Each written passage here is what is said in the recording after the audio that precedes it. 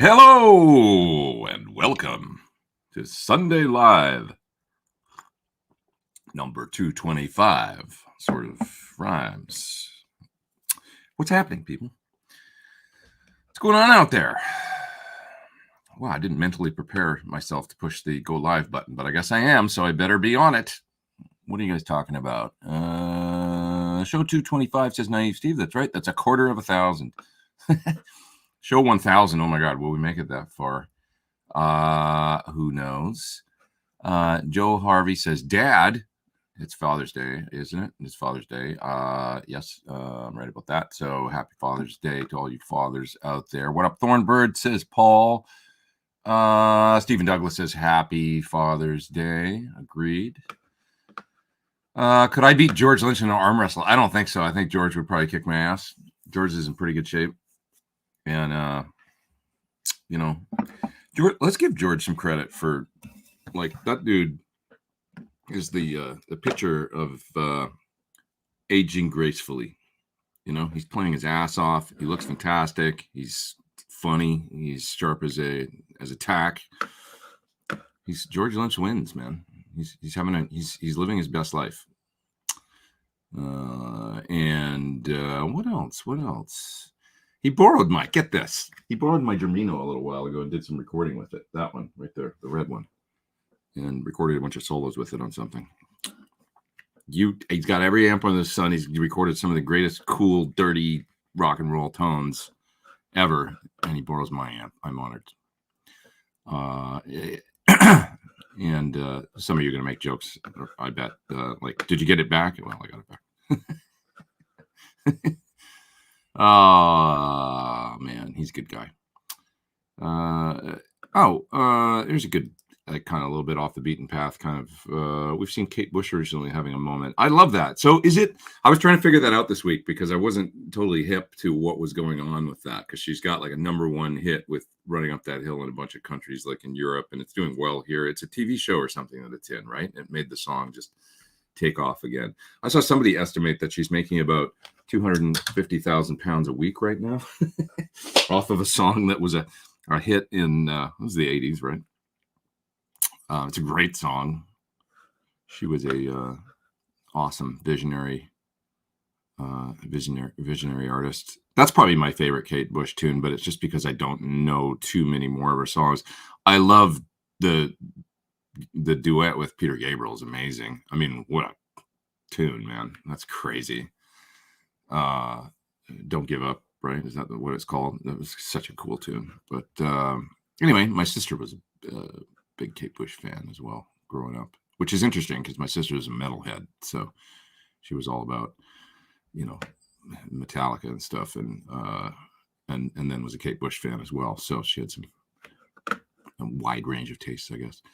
What else is going on out there? I made a little video this week on cables. Did anybody watch that? Super geeky for the nerds, but I learned quite a bit doing it about why some cables sound more mid-rangey. What happens with why does it sound like the cable actually has more gain in a certain frequency when actually what's happening is it's lossy.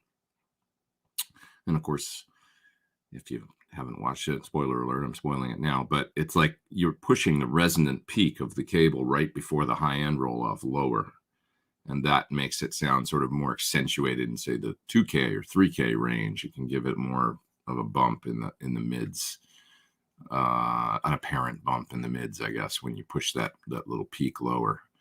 When it goes out maybe above the I think what happens with cables that have very low capacitance and stuff is you're pushing that resonant peak out beyond probably the range of where a guitar speaker is really reproducing very much. So if you push it out past, say, 5K, look at any speaker and you can see they just fall off right after 5K. You're getting a smoother and brighter, clearer sound. You start pushing that lower and lower via capacitance, and now you're getting into the guitar speaker range where they actually are quite active, and then you're going to get that little resonant peak right there, and it's going to sound actually kind of hotter in that range. It's interesting.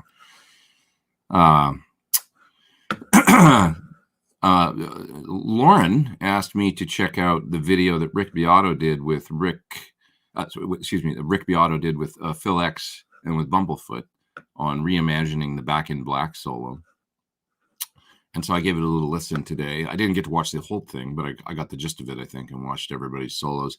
And their commentary after they each take a solo, and then they're kind of debriefing afterwards about how they felt about it. Rick's spot on with my feelings about Angus, which is that he comes up with these phrases that just develop beautifully and always resolve. And Phil's really funny because he goes, "I'm going to go on record and just say that mine doesn't do that."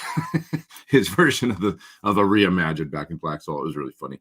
But they all played some really interesting stuff. It was really interesting to me because the one that actually sounded the most sort of closest to Angus was Bumblefoot on a fretless guitar. And he just plays this amazing solo on fretless, but really in the spirit of Angus.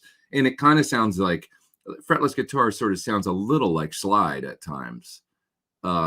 And he's so good at it. I mean, his intonation and everything, it's really expressive the way he does it. So that was really interesting. But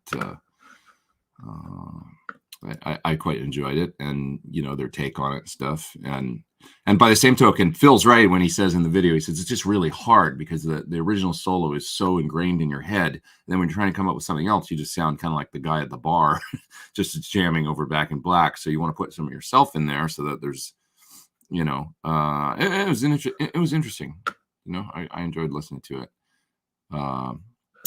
Yeah. TCM says the whole So album, Peter Gabriel, is a world beater. Yeah, it was an amazing record. Allegedly, the last record that Eddie Van Halen bought. He didn't really listen to that much other music, but he bought that record and always talked about how much he liked it. Amp in the Zone AC30. I would love to do that, and I do have one here that I should use to do that. I've got a couple actually that I could use here. That would be good candidates for sure. Buzz says, can I just put a buffer in my guitar and forget the whole thing? Well, that's active pickups, essentially. If you get EMGs, that's what you've got. You've got an active pickup, and the advantages, if they are to you, of active pickups, and there's a preamp in there, and that's buffering the signal right out of the guitar. You could get a preamp and an active preamp in the guitar, too. There's other, people used to do that. There was other ways to, but probably the easiest thing, if you wanted to experiment with that sort of thing, would just be a set of active pickups, either Fluence or Fishman Fluence or EMG. It was kind of the reason, I think, why a lot of people went to them, like Lukather, and a combination of noise, like low noise, and also, we saw Gilmore do it for a little while there, EMGs, with the thinking that, he's using a lot of, I'm sure it was probably a Pete Cornish suggestion, I'm guessing, but, Cornish, well known for working with Gilmore, right? I do believe. And he was a big on buffers, on buffering things, and even used to make an unbuffer for going into fuzzes and stuff. He had a circuit for that. So he was always big on keeping the signal pure and high quality buffers and stuff like that. And that's probably, I would guess, why Gilmore maybe started experimenting and why folks did. But some people found them sterile. The imperfections of a passive guitar circuit, and I'm going to include the pickups, the volume, the tone, the guitar cable, and all that stuff, are part of a sound. So, and it's just a way to tune your sound, really. When we're talking about the cable, it's just one, we just have to consider it as one more component in that sort of low pass filter that is a high impedance passive guitar circuit, all the stuff involved. Buff this, says Joe Harvey. Yeah, buff this. Exactly. I got your buffer right here. I use a $50 Boss cable into my boards out of guitar. I've got a couple of those Boss cables, and I quite like them. I like the material they used on that's the one thing. I haven't really compared the tone. I did this video, and now I should be comparing the sound if I'm going to put out videos on it, I guess. But they seem like a good cable, good quality cable, and I really like the stuff. One of the biggest things about cables beyond the sound to me is what they're coated with, because some drive me insane if they're too thick or they coil in a weird way, or all that stuff. You guys know what I'm talking about.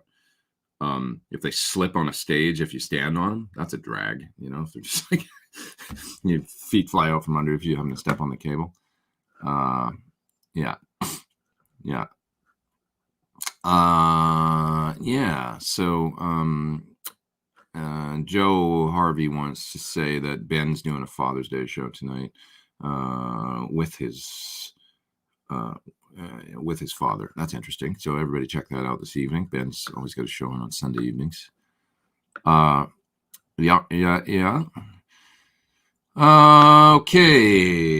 Is it worth getting the new UA amp pedals, or just get the sounds in the Quad Cortex and call it a day? That's a really good question. I haven't directly compared like the AC30 in the Quad Cortex to the UA. One thing I did do this week is actually capture my top hat there, both channels actually, into the Quad Cortex to use for something coming up. I need some Vox sounds for this tour that I've got coming up.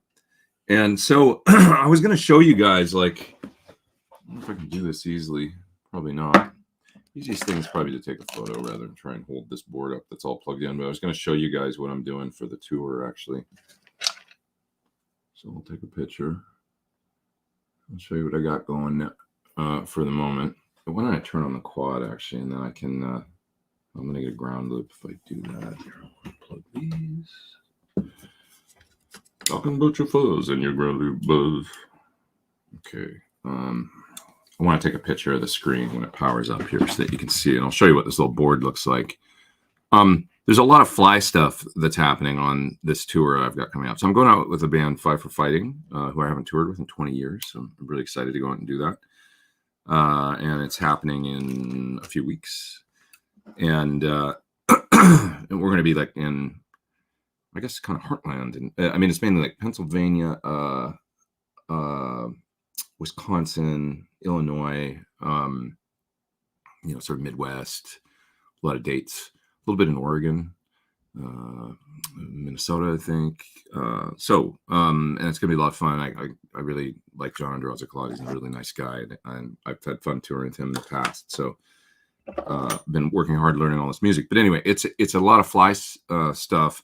And so I needed to figure out a way, because it's going to be mainly backline kind of, to not, I can't really bring that much. So I needed to find a way to fly with stuff. So I'm doing a similar thing to what I did on the Mitch Malloy Van Halen Experience gig.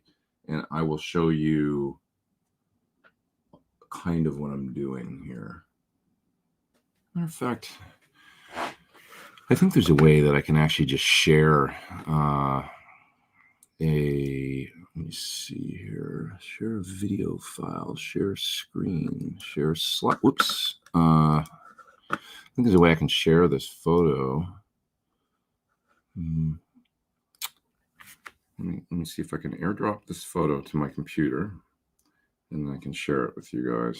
First, I need to edit it, and you can see what's going on the pedal board and stuff. If you're anybody interested in this, is it interesting? I hope it's interesting. Because I put together a little board to take out and use. And I'm going to do the thing where I'm using the quad into a power amp and some cabinets. It'll be a rented cab, backline cab, and then also running the IRs to front of house. So let me see if I can share this photo for you here. Add file from my computer. Oh, I need to save this picture as a PDF. Sorry, just bear with me for 1 second here. I got a couple super chats to get to there. I will do that.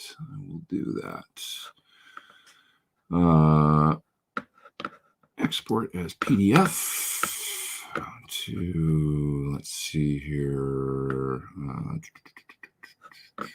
Sorry, 2 seconds. Export as PDF to use PDF. I think it's working. I'm going to come back to that in a second, grab these super chats because I don't want them to disappear. So I'll come back and I'll show you this paddleboard and stuff. And tell you about how I'm using the quad. Thank you for everything. Hey, Brian, thanks for the super chat. Too kind, dude. Thanks for being here. Let's see. Oh, here's somebody that Greg. I have tickets for fighting on August 6th. Awesome. Often are you stage left on the audience right? Yeah, stage right actually. Usually, I think.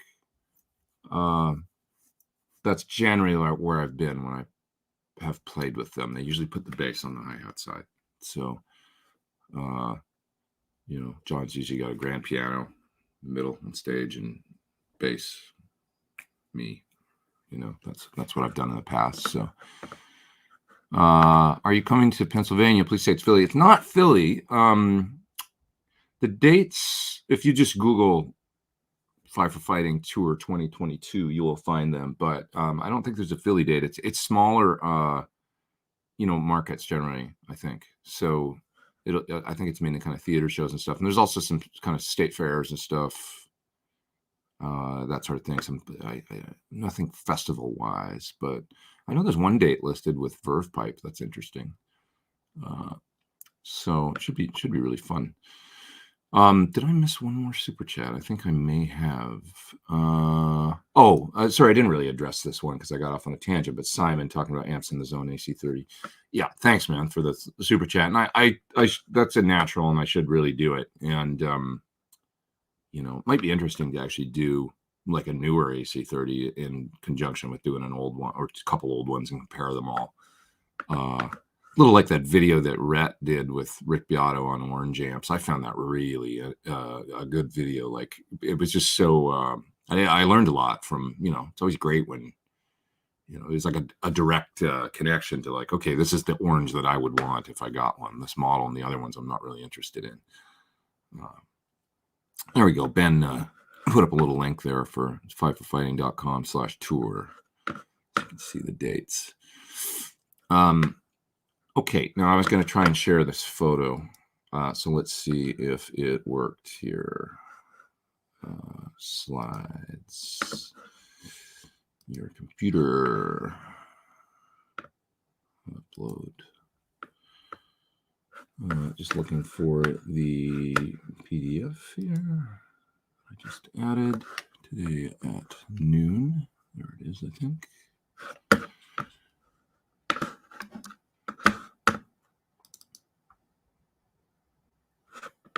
It's uploading to StreamYard. I'll show you this little pedal board here. Let's see. Processing. Hopefully this works. That's going to be sideways, but at least you can see it. There we go. Let me get the comment there off the screen so you can see it a little better.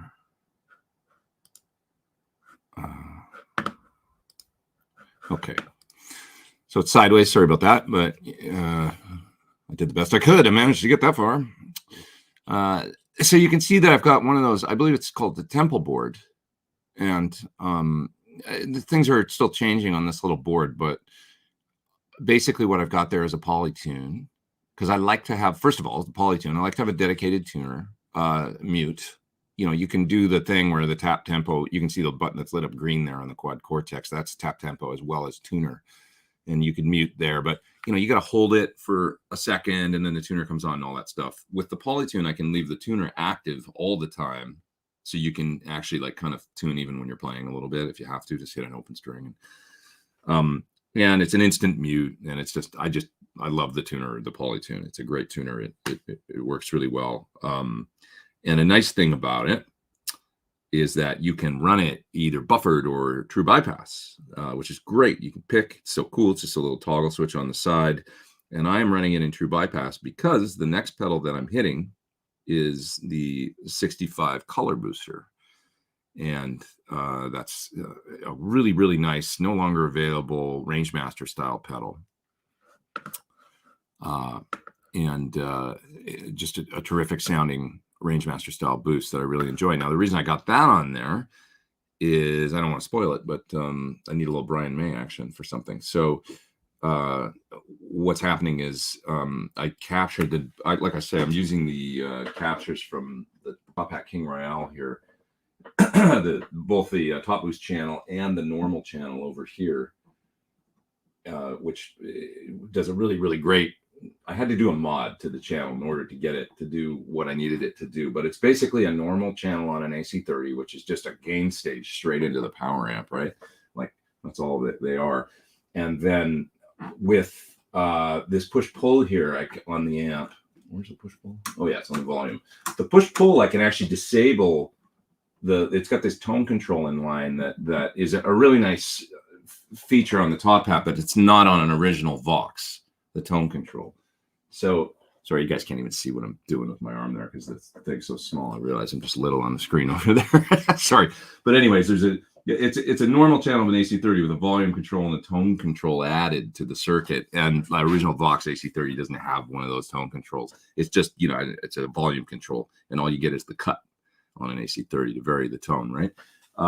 So on the top hat, I've got a push-pull volume so that I can engage that tone circuit that Brian Gerhardt added to his version of the amp, or disable it, and then it's essentially a straight-up AC30 normal channel. Turn that on 10, and you get that muddy, slightly distorted sound that they do. Capture it in the quad cortex, but then hit it with a treble booster, and you've got some Brian May action that is just killer. So now, you might ask me why I don't just use the Rangemaster thingy that's in the quad cortex, because there is a Rangemaster clone in there. It's pretty cool, but an original Rangemaster, of course, with no buffer in front of it, will respond much like a fuzz face to the volume on your guitar. And that's where Brian May lives, to me, is like he's rarely on 10 on the volume, except when he's on 10 on the volume on the guitar, it is really distorted and there's a lot of gain. And it's not tight, but if you roll down the volume on a guitar, like Brian did, you'll get, Tie Your Mother Down tone, right? Or, Hammer Will Fall tone, or We Will Rock You tone. You just roll the volume back a little bit, and it cleans up and tightens up in a way that it's like, yeah, there's Brian's sound, And when you turn it on 10, it's great for solos and stuff, but when you play chords, it's a bit much, I find. So. My point is that the Rangemaster clone in a modeler or in the quad cortex can't really do that thing in the same way, because of course you're buffered, you're in a digital device, and it's not responding to your guitar exactly so that's why the 65 boost on there, and it works just great. Okay, so hopefully that makes sense. And then I'm going into next thing I'm doing is going into the Coco Boost, and I'm using that just for clean and mid boost. Kind of similar. It's like I've got basically a couple boost pedals there, a treble booster, a clean boost, and a mid boost. And they kick the front end of the quad in a really nice way that lets me get some instant drives. If I just need to solo, I take a solo. It's like, it's a little tougher when you're using presets in something like the quad cortex, unless you're using it in stomp mode to just hit an overdrive. So it's like I wanted to have an instant gain, just an analog pedal. So there it is, with the Coco Boost and the 65. The 65 sounds a little more radical. So it's treble booster. There's a vintage Phase 90 on there, just because that is left over from doing the Mitch Malloy Van Halen experience gig, and I just left it on there because it's cool to have a Phase 90. I love having a Phase 90. It's an old 70s one. And then I've got the Echoplex pedal on there. Once again, I used it for Mitch gig. That pedal may stay on there or may not. I'm doing most of the delays in the quad cortex. Now, if you look at my path in the quad cortex, the stuff in the top changes, the amp models, and I'm using captures mainly of, like I say, of that top hat amp. I'm also using a capture of an old Marshall 50, of my PT15. So I've got a couple different amp sounds that I'm using. And there's no cabinet in the captures. It's just, straight amp captures. And then I'm coming out of that, and I'm splitting into two different paths, and you can see that the bottom two lines on the quad cortex, they're splitting into two different outputs. Now, one of them has speaker simulation on it, and the other one doesn't. And you can see just at the very bottom of the picture, there's 4 cables plugged in. So 2 of the cables are left and right output with speaker simulation. Those will go to the PA, and 2 of the cables are going straight to a matrix power amp. And I can go, no speaker sims out, straight into a matrix solid state power amp, and come left, right out of that into a rented cabinet and have stereo on stage. Don't need to mic it because I've got the direct outs feeding the PA, monitors, in-ears, whatever. And then I've got the speaker outputs feeding a cabinet for on-stage monitoring. I don't think these guys actually use in-ears that much and stuff. So I figure, okay, well, we got to have some on-stage sound. So I'll backline a Marshall cabinet or whatever, just backline cabinet that's got stereo inputs. I'll have stereo there, stereo feeding the PA, and then I'm making a bunch of presets and stuff, just a bunch of different song presets, and that's how I'm doing it. And this thing, I mean, you can see the size of the board. It's not that big. I've got a little Pelican case, can throw it in there with cables, looms, accessories, and it's all cool. If I want to use just a cable, that's cool. That's fine. I'm good. I can throw the power amp in the Pelican, just either wrapped up and, soft stuff or whatever, and just put it on top of the cabinet, or I may fly it in a separate rack with my wireless. That's probably what will happen for the main stuff. Okay, so that's basically the idea with the rig, and the idea is that it's one of those things where when I realize what's going to happen, I need to be self-sufficient. It's going to be mainly backline kind of gear, just real straightforward. It's like, I think this is a way to go for this, worked really well on the Mitch Malloy gig, and so it should work really well on this as well, I think. Get the same tone at any volume, all that good stuff. Okay, so that was a lot, but hopefully that made sense and was somewhat interesting. And a capo, apparently, says Ben Coombs. Yeah, I got this nice capo at NAMM, actually, and it works just awesome. You guys have seen these, right? The G7th, and it's like it's a push-on that just pushes and clamps, and it's really great. And then you just touch this thing to release it in the back. It, with its kind of the material it's made out of, and of course, it nicely molds to the fingerboard radius of a lot of different guitars. It seems to work just really well. So kind of low profile, and it's maybe faster than doing the spin wheel thing and all that stuff. I need capo for just a couple things, I think. So yeah. Oh, delicious. It's a lot of songs. I've been working on songs like crazy, getting it all worked up and stuff. Any idea what effect Brian May used on We Will Rock You? I think it's phaser, man. I think it's phase 90, isn't it? It's just a sweep, the phaser and mod. It's just a gooey 70s phaser sound, I'm pretty sure it's phase 90. I played it on my Instagram a couple of weeks ago with the UA pedal. Now, somebody was the original, what got us off on this tangent, talking about boxes, and then I got into the quad and everything, is this pedal, because somebody was asking me about, do you go this way or did you just get a quad Cortex? Do you get these individual pedals? I mean, if you love a certain individual amp and that's your sound, Brian May, right? I mean, I could do a whole Queen gig with this pedal, I'm pretty sure. Having said what I just said about the treble booster responding exactly the same, I don't know that it does on this pedal, but it seemed to work really well for what I did in that video. I mean, the sound was, if you watch me play We Will Rock You with it, this is the only thing on the guitar sound other than the phase 90 that I just showed you on that board. I just I came out of that phase 90 and went into this and played We Will Rock You with it, with the normal channel, the internal boost, which emulates a range master, and the room reverb mixed in on here, and it sounds killer. So if you want a great Vox model, look no further. This thing's awesome sounding. I mean, it's really, really good sounding, I think. So I still haven't had a chance to get into the other ones yet, but I will. I've just been learning music and making a cable video, and mostly learning music and programming this, tons of patches on the quad. And stuff, just never enough hours in the day. What is my favorite Brian May guitar song part? God, it's hard to pick, man. I mean, there's so much good stuff. When I played with Ultimate Queen Celebration, I had to learn so many songs. I remember Death on Two Legs being just like, that song's crazy. There's a part of me that that really loves Brian's sort of rock leaning in the key of A, We Will Rock You, Hammer to Fall, like that whole side of him.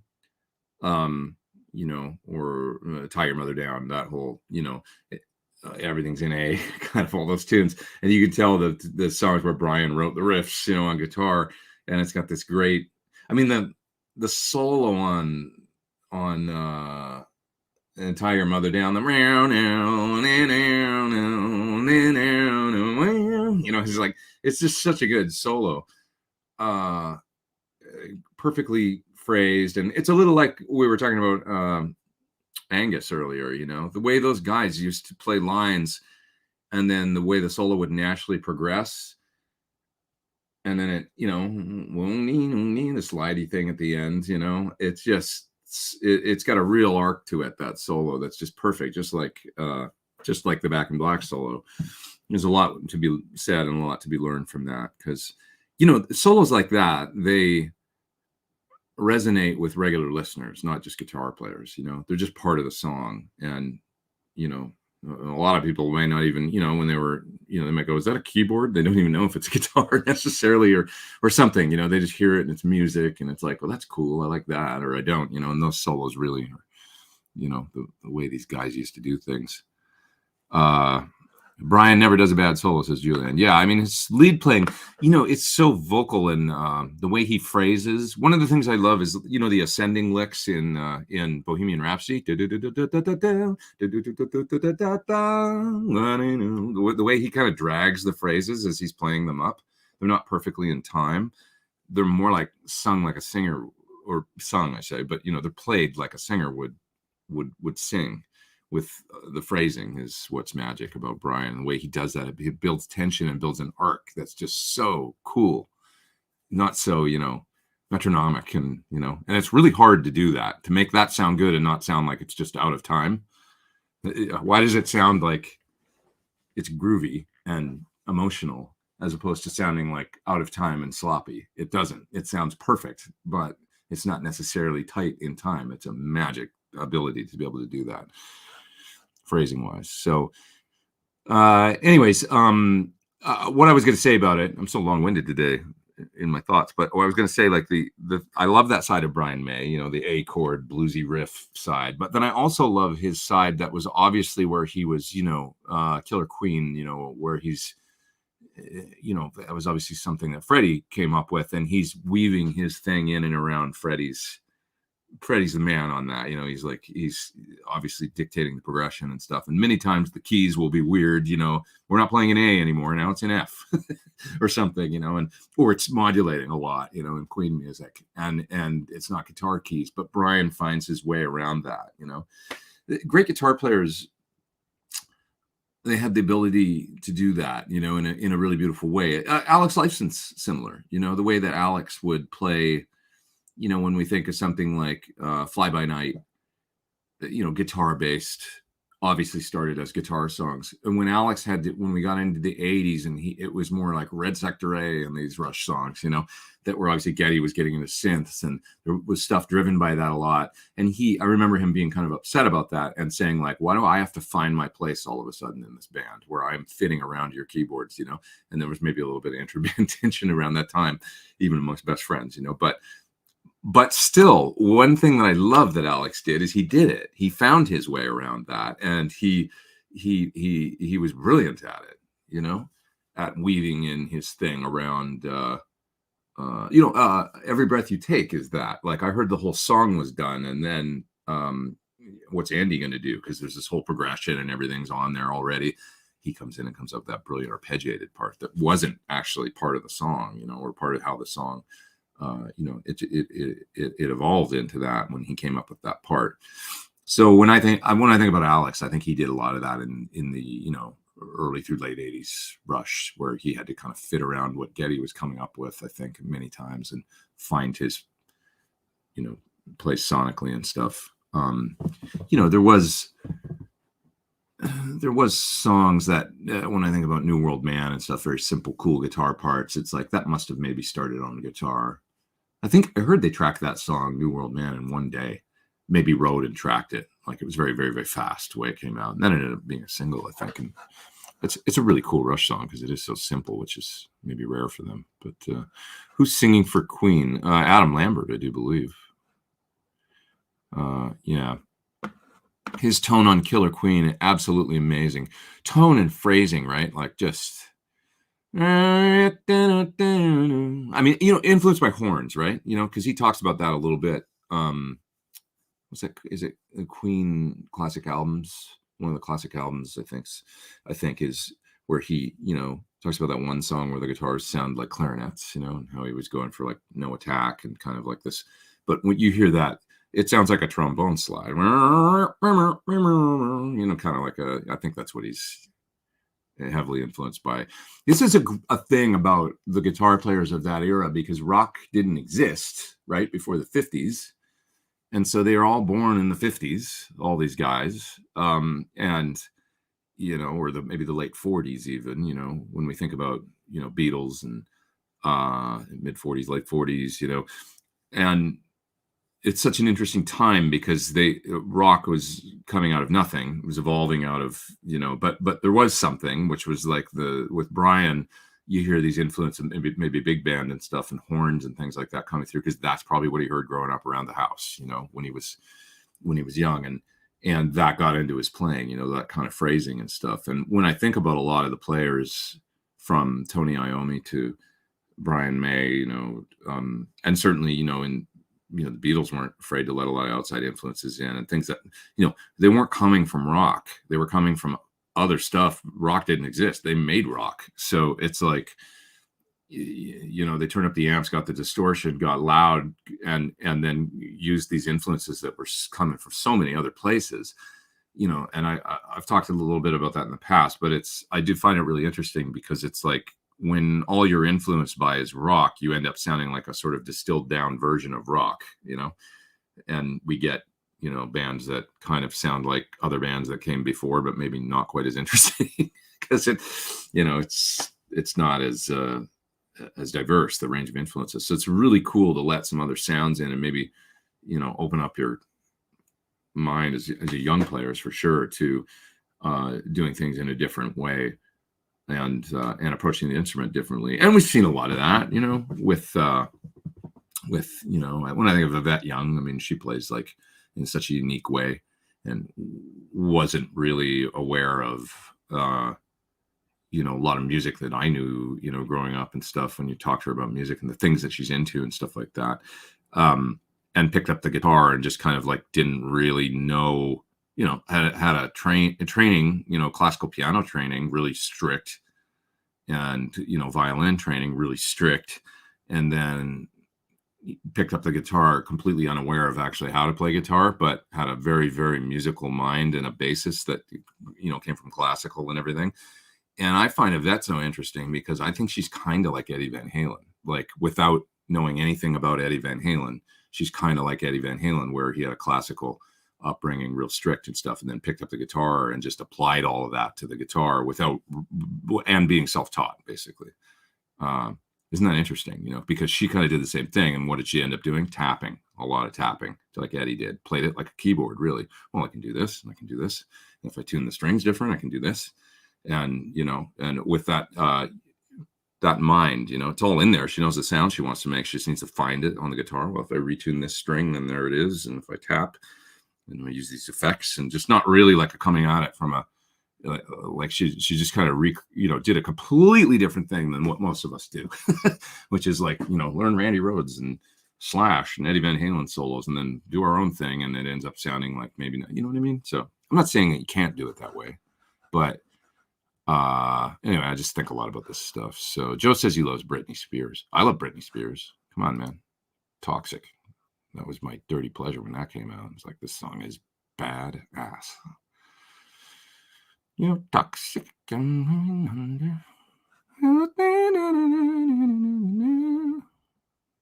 That song, when it came out, was like, holy, like, the production was just like, what is happening on this? Somebody's really talented. Yeah.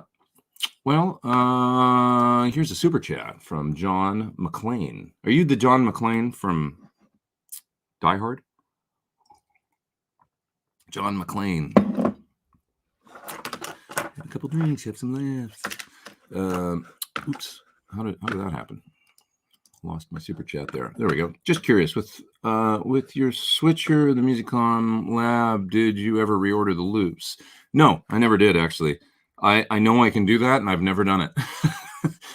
I just put the pedals in the order that I want them in, and generally, when I'm using pedals, I don't deviate that much from, and I only use a couple at a time, like in the way that I use things. So I've never, like, I don't know what I would need to reorder ever. Drives, I guess, but I don't really use more than one or two. I don't do a lot of that stacking stuff that people do. Generally I'm playing one drive into the dirty channel of my amp to boost it for lead, or maybe I'm using one pedal to get a dirty rhythm sound, and then I'm hitting it with another pedal for an alternate lead sound to what my amp can do. So I don't know when I would ever need to do that, to reorder. But yeah, it's something you can do. Yeah. Let's see here. Casey makes a great point on Father's Day. Lost my dad in 2016. He wasn't the best dad, but he was my dad, and I miss him. I know how you feel about Father's Day. Father's Day is a tough day for me, too. I lost my dad in 2006, and it is always tough, like Father's Day. And it's Instagram and Facebook and all that, they bring it back because everybody posts pictures, and it's like for folks that have, as a lot of you out there have lost their fathers, I'm sure that it's just kind of like it's a constant reminder, social media sometimes of like, and it's hard, if you're, or it might be maybe you didn't have the best relationship, right? And then it's a constant reminder of that, even if your father's still alive. Some people are estranged from their, so it's hard, social media is a little difficult that way, I find. I'll be completely honest. There's a lot of people posting stuff on social media today, and I saw it. When I got up this morning, I'm looking at it, and I thought I can post a picture of my dad too, and I love my dad, but my dad's not here anymore, and he's not going to see that. And that's the way that I sort of feel about it. I feel like you almost feel like, oh, it's not that I mean, I love my dad. I always will, it's like my dad was awesome, but it's like, I do have this, like, does anybody else get that? Like, oh, I should do this because everybody else is, and it's the thing to do because it's social media, and I'll look insensitive if I don't, but he's never going to see it, and I'm kind of sad when I'm doing it. That's my honest feel about it. So just completely, agreed. A lot of people say, I appreciate that. Thanks. I'm just having an honest moment about it, where it's just like, yeah, it's just hard, it's a difficult thing, I feel the same way, to be honest, about, this is just a personal thing, and we're getting off the track from, guitar here, and I'll get back to a guitar question in a minute, but I feel the same way about celebrating the day when people pass away. Like, when people do that, they'll post a picture, been gone 10 years now, and they post a picture of them, and it's like, I hate doing that, man. I don't want to think about the day that somebody I cared about passed away. I'd rather, on their birthday or something, that's cool, or just any day, 365 days of the year, if you think of them, I miss this person, celebrate them then. But the day they died, why are we posting a photo of somebody that's just my feeling. I know I'm not judging anybody that does. Maybe they feel that's part of what they, but I have a hard time with it personally, so, yeah. All right. Everything got really real there for a minute. Jay Jones says, I'll be at Sweetwater on Friday. Will you be there? Yes. So I'm going to Gearfest this week. Boy, I got a lot on my plate right now, and I'm a little overwhelmed about it, but I know I'm going to go, and it's going to be cool. I'm going to go and do that. And it's just that the going to Sweetwater came at a time where now I literally get back the day before I start rehearsals for this tour. And so the night that I get back from Sweetwater, I know I'm going to be cramming on music. And it's just a lot in 1 week. And I've got a lot of videos to get to and stuff that people are waiting for me to make for pedals and stuff. And I'm going to have to I am going to dedicate myself to doing, when I come in and make a YouTube video in this room, I'm going to do one a day. None of this like drag it out for 2-3 days. I have to do one a day if I'm going to do it and get everything done before going on a tour that I need to get done. And that's sometimes that's not phoning it in. That's sometimes when I do the best stuff, I find, is when I go, okay, get in there, start at 10 a.m. and let's get this done by 6 p.m. and come up with a great video about this overdrive pedal or whatever I'm doing, and just to devote it to, like efficient. That means not doing too many camera angles, not getting out in the weeds too much with stuff that I always end up going, why did I shoot all this that nobody's going to care about? And it's like better to do a quick, not even quick, but like 8-minute video that's just succinct, like to the point, and with 3 or 4 cool audio examples, and that's what I'm going to do. Yeah. Greetings from the Tolman guys to you. Oh, cool. Horst, thank you. Yeah, say hi. I think I might visit there in September for their event. I'm hoping I can put all that together. I'm looking forward to it. I love that place. For those that don't know, Tolman, European version essentially of Sweetwater. It's a massive store in Germany that does a lot of mail order and ships all over the world, actually. They've got everything, and it's an amazing place, and it's in a really beautiful setting. That's the thing. Tolman is to go there and visit. It's beside this beautiful pond, and the little town that it's in and everything. It's just gorgeous there. So like it's a nice vibe. And you get to go there and try every guitar and pedal and amp under the sun and everything. It's fun. Somebody asked me, and I lost the chat here, sorry, or I lost the comment, but they were asking me, after all these years, do I still chase tone? Yeah, I still like the same stuff I did 30 or 40 years ago. Guitar sound wise, I love the sound of an AC30. I love the sound of a beautiful clean Fender. I love the sound of a high gain. I love the sound of a Plexi the most, but it's like the ways that we're getting there these days to try and do it in maybe an easier way than having to crank the old amp or whatever, is still interesting to me. The way that I'm trying to get an AC30 sound in the, in this or whatever, in this pedal board, that I, for those that just joined, I'm showing this picture of this Quad Cortex board here that I have put together. Sorry, the picture's sideways. Just doing it to kind of make an easy fly rig situation for this tour I have coming up and stuff. And so I still finding interesting ways to do things, is and cool ways to get guitar sounds is really exciting to me.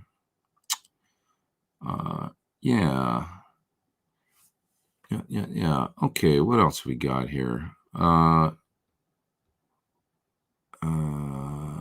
What else we got here? Here's from C Post. Joining the chat. My Strat is not working out for me. I love the way your new signature model from Sir looks and sounds. Are they available now? So they're available to dealers, and dealers have ordered them. It's just a question of how soon they can get them in. So there was a whole bunch ordered. I'm not sure if you're in the US or not, but if you are, there's hundreds and hundreds of orders in the US for the guitar. And so they'll be going to many dealers out there if you're interested. I just don't know exactly when they will get there, because it's a quality problem, but they only have so much bandwidth, and but Sir is always in a, it's a good problem, like I said, but they're always in a back order situation where dealers are ordering guitars from all over the world. And it's not a small company, but it's not a big company. So, and they have expanded, they've added personnel and machines and stuff like that, but they still are Sir, and they're only going to make so many guitars a day because it's Sir, and they want to make them quality, and they're not willing to outsource things or do things overseas or anything like that. So, long story short, there's a wait. But, how long, I'm not sure. Best to check with the dealers.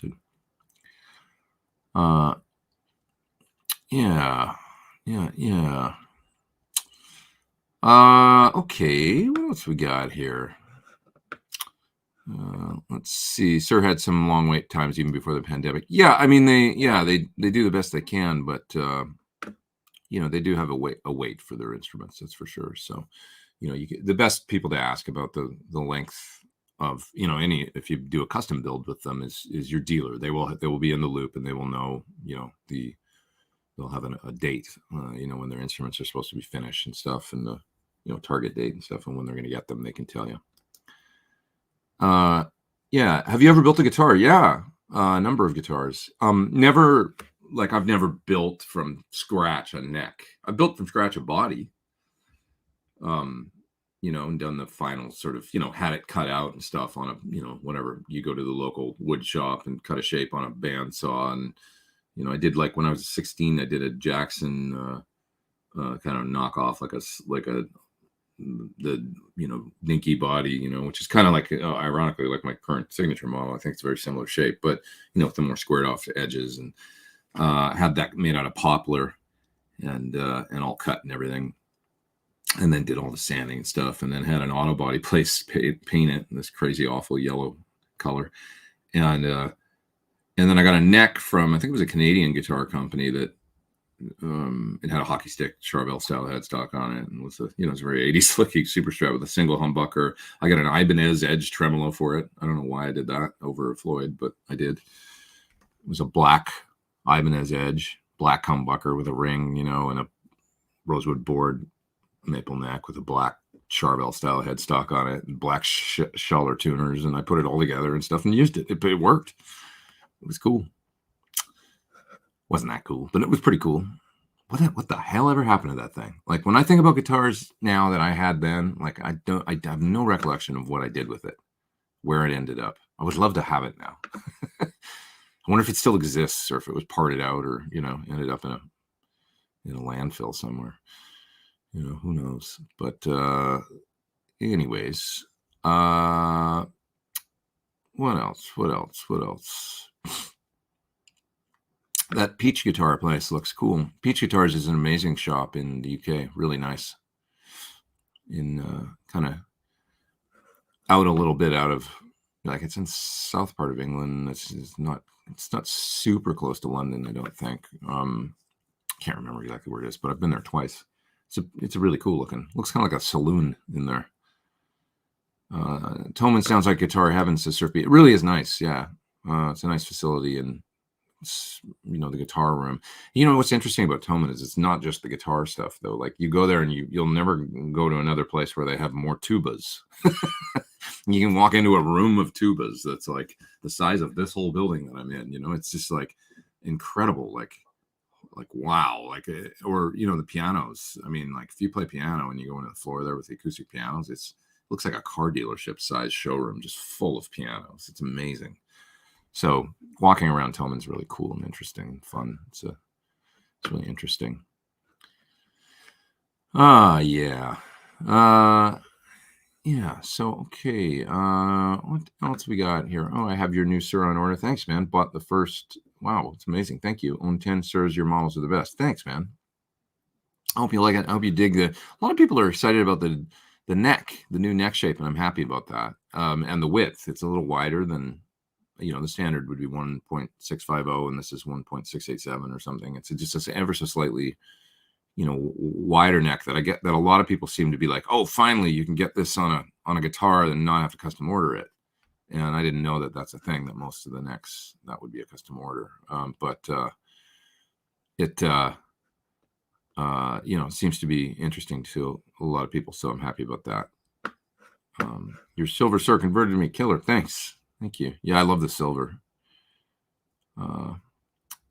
Peach guitars are great. Just got a strap from there, perfectly set up. Yeah, they do really nice stuff. I like the videos they make too. They do good stuff. They're a good shop overall. I mean, they're just like real cool.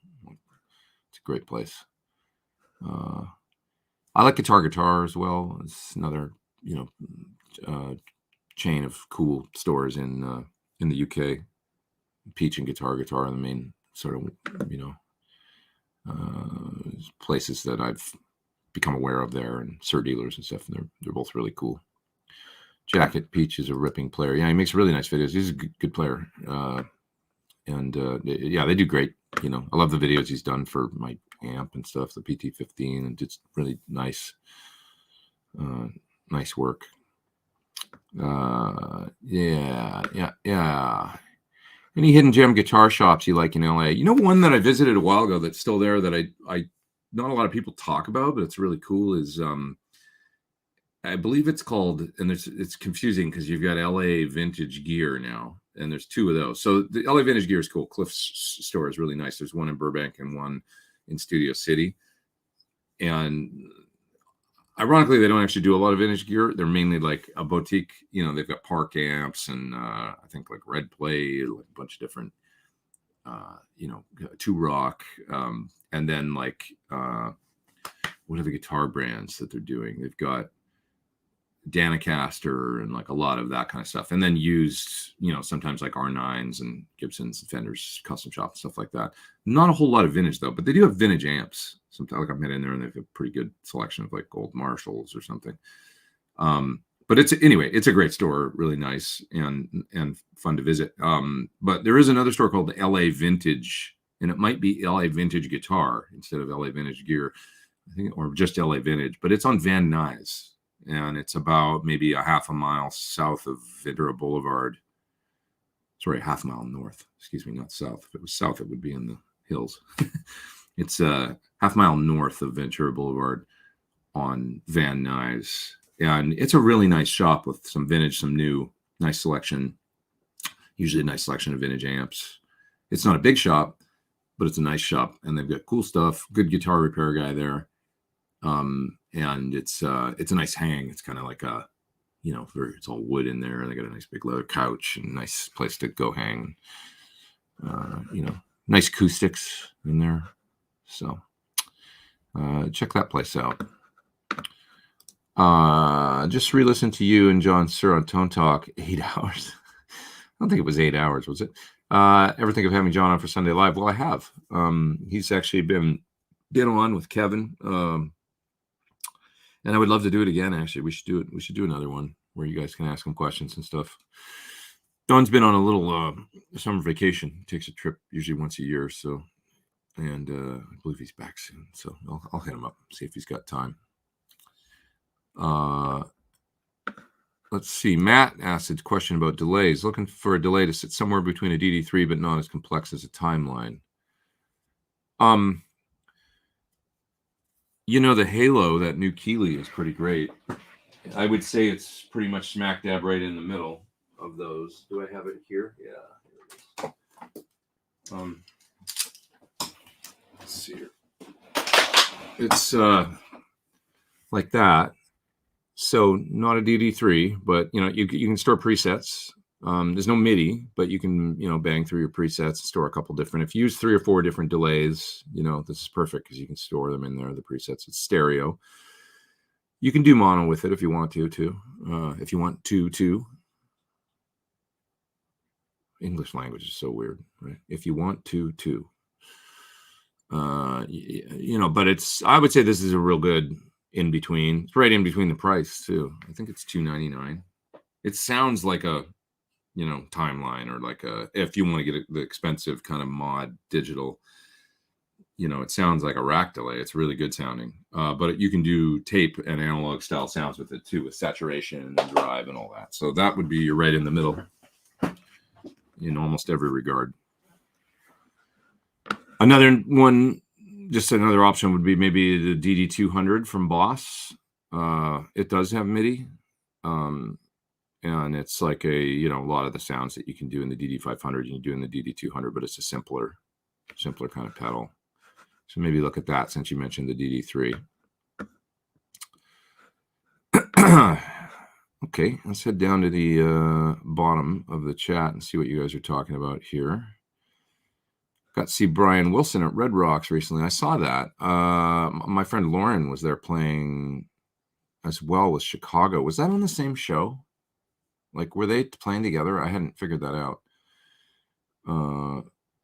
It appears the Wampler Ego is a big part of that California sound. Is that right? Did a bunch of guys have egos on their board or something? Doesn't Al Jardine play with Brian? That's nice. I always liked Al Jardine. What a voice. Great voice. And he was just cool with this white Strat and everything. Yeah. I remember you saying that your first Super Strat was a Hamer. I wouldn't say my first. I had a Kramer Pacer before the Hamer. But I did have a Hamer Chaparral, which is almost like its own thing, It's a Gibson scale, I think. I think it's a 24 3/4 scale, the Chaparral I had with and then I think that when the Chaparral became a bolt-on, they went to 25 1/2. pretty sure that's right. Mine had an ebony board. I mean, it was like a very different kind of Floyd on it. But, it's a very different kind of guitar than a Strat, really. But sort of a Strat, I guess, as a glue-in neck. And when I think about it, it was a really unique, like 3-piece maple neck, glue-in, ebony board. I think 24 3/4 scale, so Gibson scale. So you've almost sort of got a 70s Les Paul vibe going with the woods. Mahogany body, Floyd Rose. It's a real mashup. I guess my guitar was a real mashup, my first signature. Just bought a 60s reissue Les Paul. It's sweet. Awesome. New guitar day. Always fun. Gary says, doesn't seem to be HD quality. Oh, yeah, but the content is HD quality. Come on, the jokes, the BS, it's HD quality.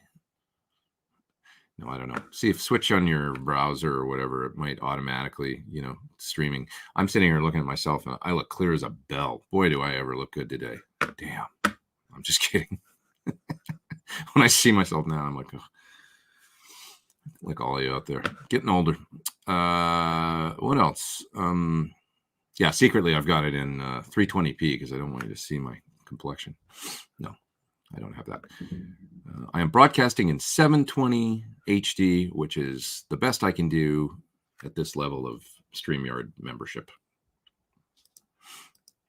You like those Cocoa Boosts? I saw that on a board from years ago. The Cocoa Boost is killer, man.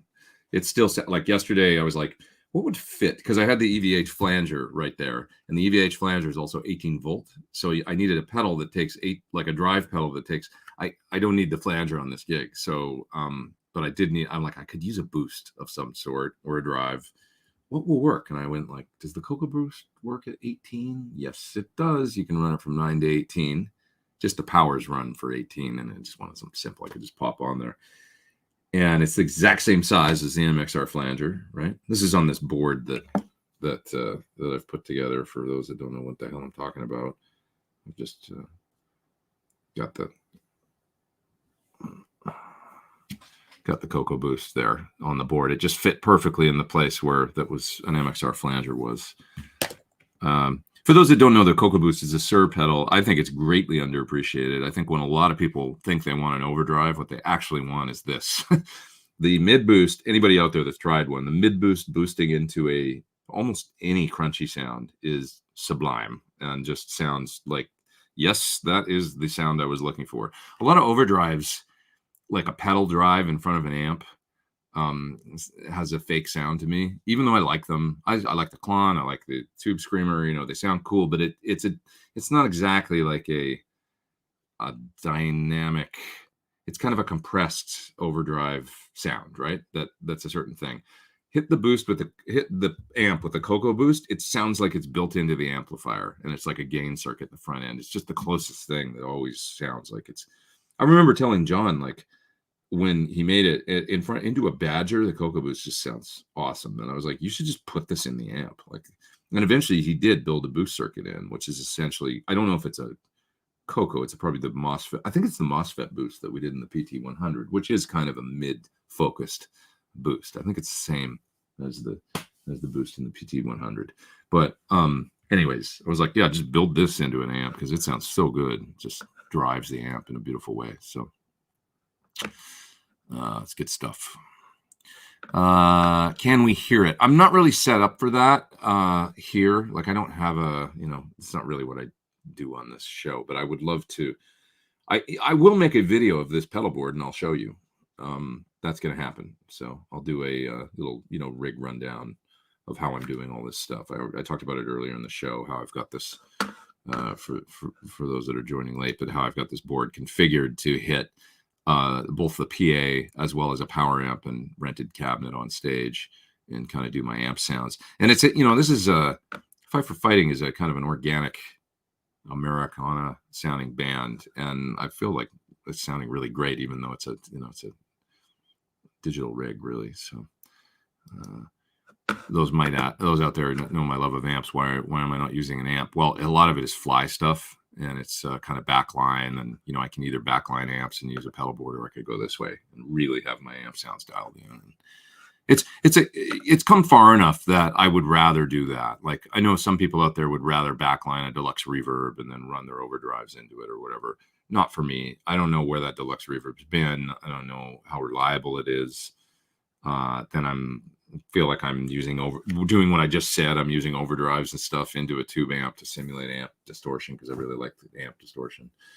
I think digital's come far enough where if you can't have the actual amp that you love there, you can get a pretty darn close facsimile thereof of that amplifier and in a mix and a PA and everything. It sounds pretty damn good. So, yeah, just noticed what's up with the Soldano. A little while ago, I had mainly my Sur amps here, which I love, of course, my PT100, PT15, and that was my main high gainers. And I thought I just want a couple other flavors of high gain because, when you layer things, like I loved the sounds of like, Tool, or where they've got, an old Marshall layered with a modern amp, or, certain other bands where it'd be like you're in a recording studio context where you're layering things, and you might use, like, I find myself doing things like doing rhythm tracks sometimes with that Soldano, maybe just on one side and then the PT100 on the other side, and then doing a solo like on the PT100 boost with the Clonish drive or something, and then you get this big variety sound where it's really cool. So that's why, and I do like the sound of it. It's got that big American grindy, big grain distortion that's a little different than a Plexi or something. Plexis are more like upper mid focused and smoother in their drive, and then the Soldano's got a lower kind of, or overall like big kind of grind, and it's bigger grain grind distortion. I always call it. It's like fine grind coffee compared to coarse grind. That's the way a Soldano sounds to me. And I like it for some things, I think it's a nice flavor to have. So, I like different sounds sometimes, just a variety every now and then. And, if I'm using an amp on stage, generally speaking, it's just my PTs, and PT15, PT100, and I can get everything I need from that. In a recording context, nice to have a little variety. I don't think that's uncommon. A lot of people, from Eddie Van Halen to, Steve Stevens, to, people will use different things. Steve's using, he's got Supro amps, he's got, his old Marshalls, he's got his signature Friedman, he'll use different things depending on what the guitar part, Some players are one sound kind of guys. I'm really not that. I did a session the other day. It was really fun, actually, for a really cool producer named Damon. And it was a really nice track. And he wanted to dirty it up a little bit because it was a little bit of a clean, it was a Diane Warren song that she wrote that's for this artist. And it was a really clean, beautiful kind of ballad. But he's like, and there was guitars on it, nice, clean rhythm guitar, as well as a nicely played acoustic and everything. But he said, we need to muck it up a little bit, make it a little. And so I used fuzzes and a lot of delays and kind of ambient. I used a whammy to do some stuff it's just interesting. He said, get a little Tom Morello on it and give me a little, like, which when you hear the song, it's like a really pretty pop song. It's like, okay. It was a little bit of a challenge, but I felt like it turned out really good. But long story short, I did about like 13 tracks of guitar to send to him. And it ended up being, every sound was very different. I even use the Soldano and actually did like a grindy, kind of just chunky rhythm part on it, that not real dirty, but a little angry sounding that you could blend in the back, and it just kind of pushed the track along a little bit in the choruses. And then I also did baritone with a real filtered fuzz, kind of like dark, long notes, and it just sounded a little ominous, like under the track. The whammy thing where I swept a note way up high and did this whole drop, and a lot of swells in, anytime anybody asks me for a swell into another section, I generally do a reverse. You guys ever do that in your DAW? Like, you can, in Logic, it's really easy to record like a power chord and just let it ring out. And then you go in and you reverse the file. So it goes like, it's the cymbals on, reverse cymbal swells on some Queen stuff and different things. or reverse piano on. Oh yeah, reverse piano on Another One Bites the Dust. That's how they did that. Like you record it going forward, just a chord, and then you can flip it around, and and if you line it up just right, it comes in right at the top of the bar and sounds like you're swelling into the next section. So I did some of that. Just a little trick. If you guys ever do that, you might find you have to hit the chord on the guitar and then roll the volume down. So, because you're going to want it to, you don't want the swell to be too long. And if the chord sustains out, it doesn't quite work right generally, unless you want the swell really long. Blah, blah, blah, blah, blah, blah, blah. Tell me all my tricks. Can you elaborate on what it's like to listen to albums as a professional musician? Yes. Do you turn off the pro side and just try and enjoy? It's one of the things I love about listening to music that I don't really understand.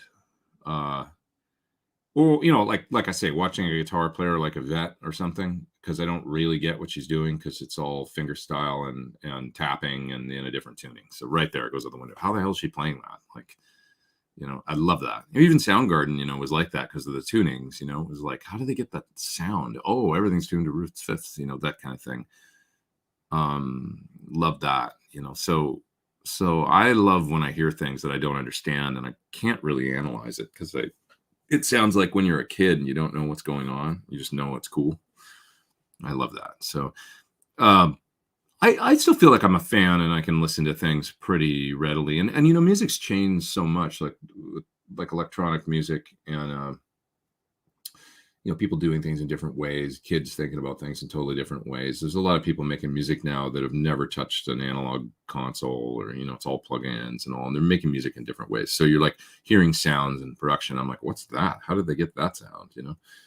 How did they, so some of it, I approach it as I always have. I'm curious, how things are done, but I also just love good songs. I mean, songs move me, man. I mean, still to this day, I just want to feel like something, that's it. I love it when something hits me and that turns off. Actually, the analytical turns off, because I just get into the melody or the lyric and it sucks me in, and then I'm in a zone where I'm not thinking about that stuff. That happens. But a lot of times I hear things and I just get analytical too. So, Chef Jeff says, giving my SLO Mini its first spin today. Not bad. Not my SLO 100, but fun nonetheless. I agree. They captured the sound, the vibe there pretty nice for a little practice kind of vibe, Hey, let me give this some props while we're on the Mini amp subject. This is one of these videos I've been meaning to get to, but I just haven't actually had time. And I want to do it this week if I have time, but it might have to wait till the following week.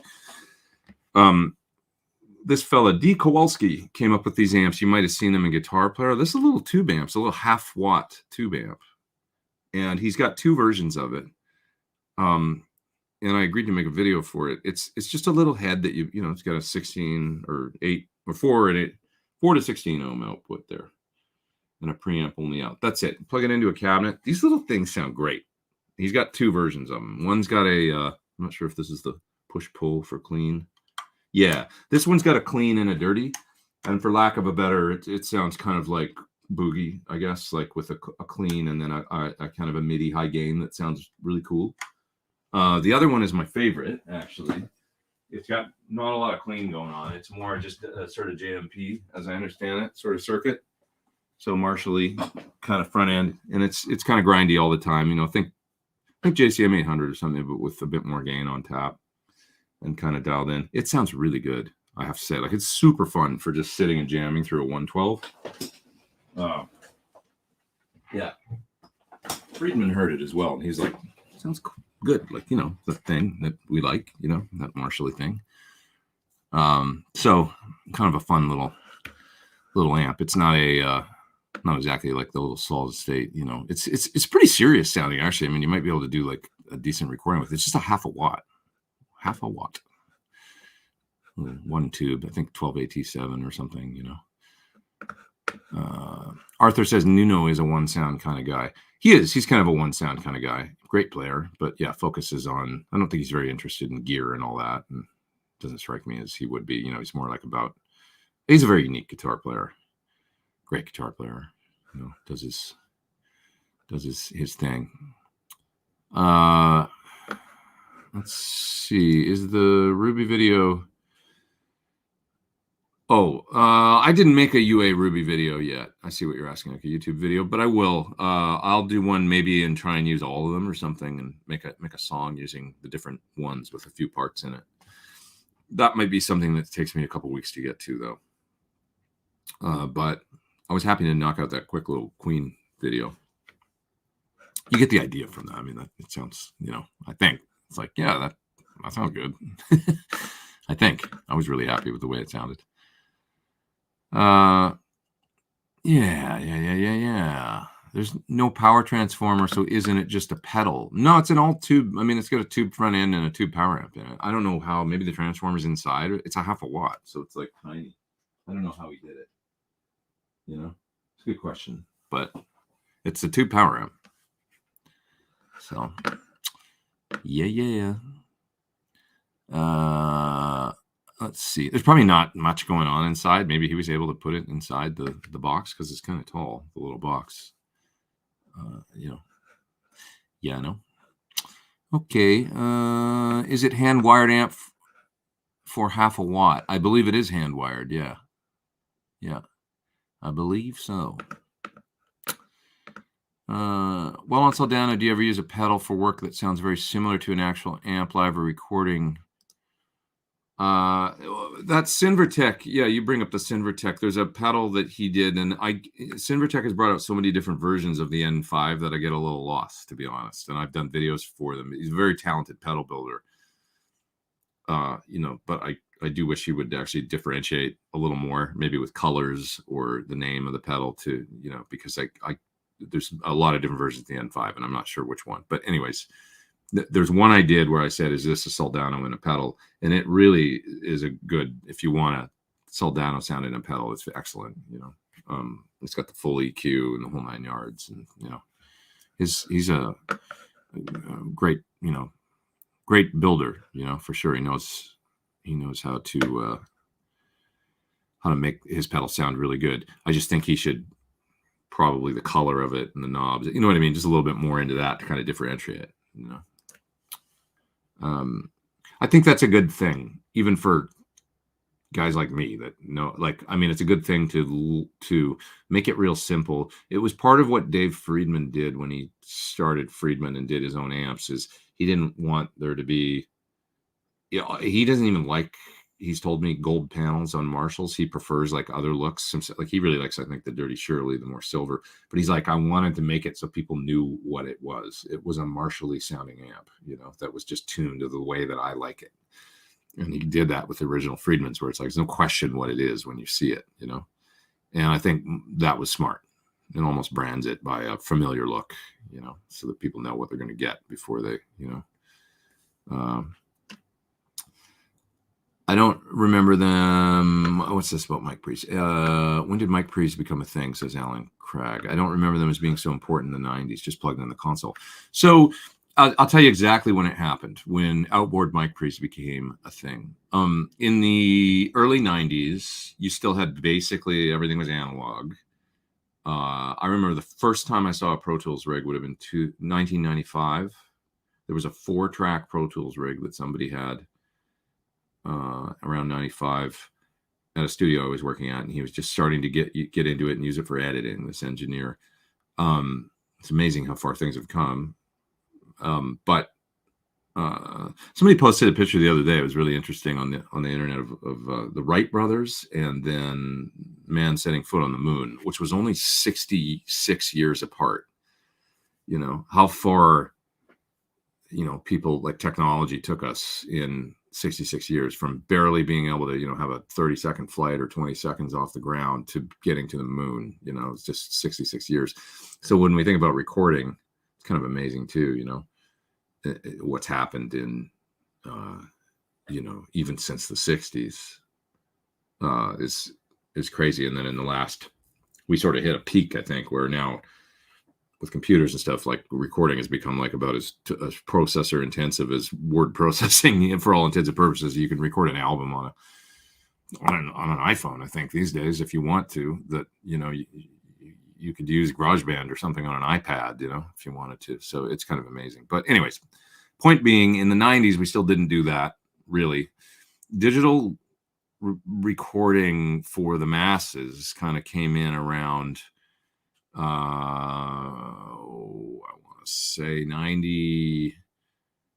I mean, the first ADATs and stuff that I saw was 92, I think. It's around 92, 93, 94, 95. We start getting into DA88s and all that. Like, that started happening. Not sure exactly when the ADAT was released, but it might have been 91 or 92, I'm going to guess. And then the DA88 was right there. These are 8-track digital recorders, right? So my point with the history lesson on that is that what I remember is, if anybody was doing home recording and stuff, they either had a reel-to-reel Fostex or Tascam 1/4-inch or 1/2-inch machine that was 8-track or 16-track, right?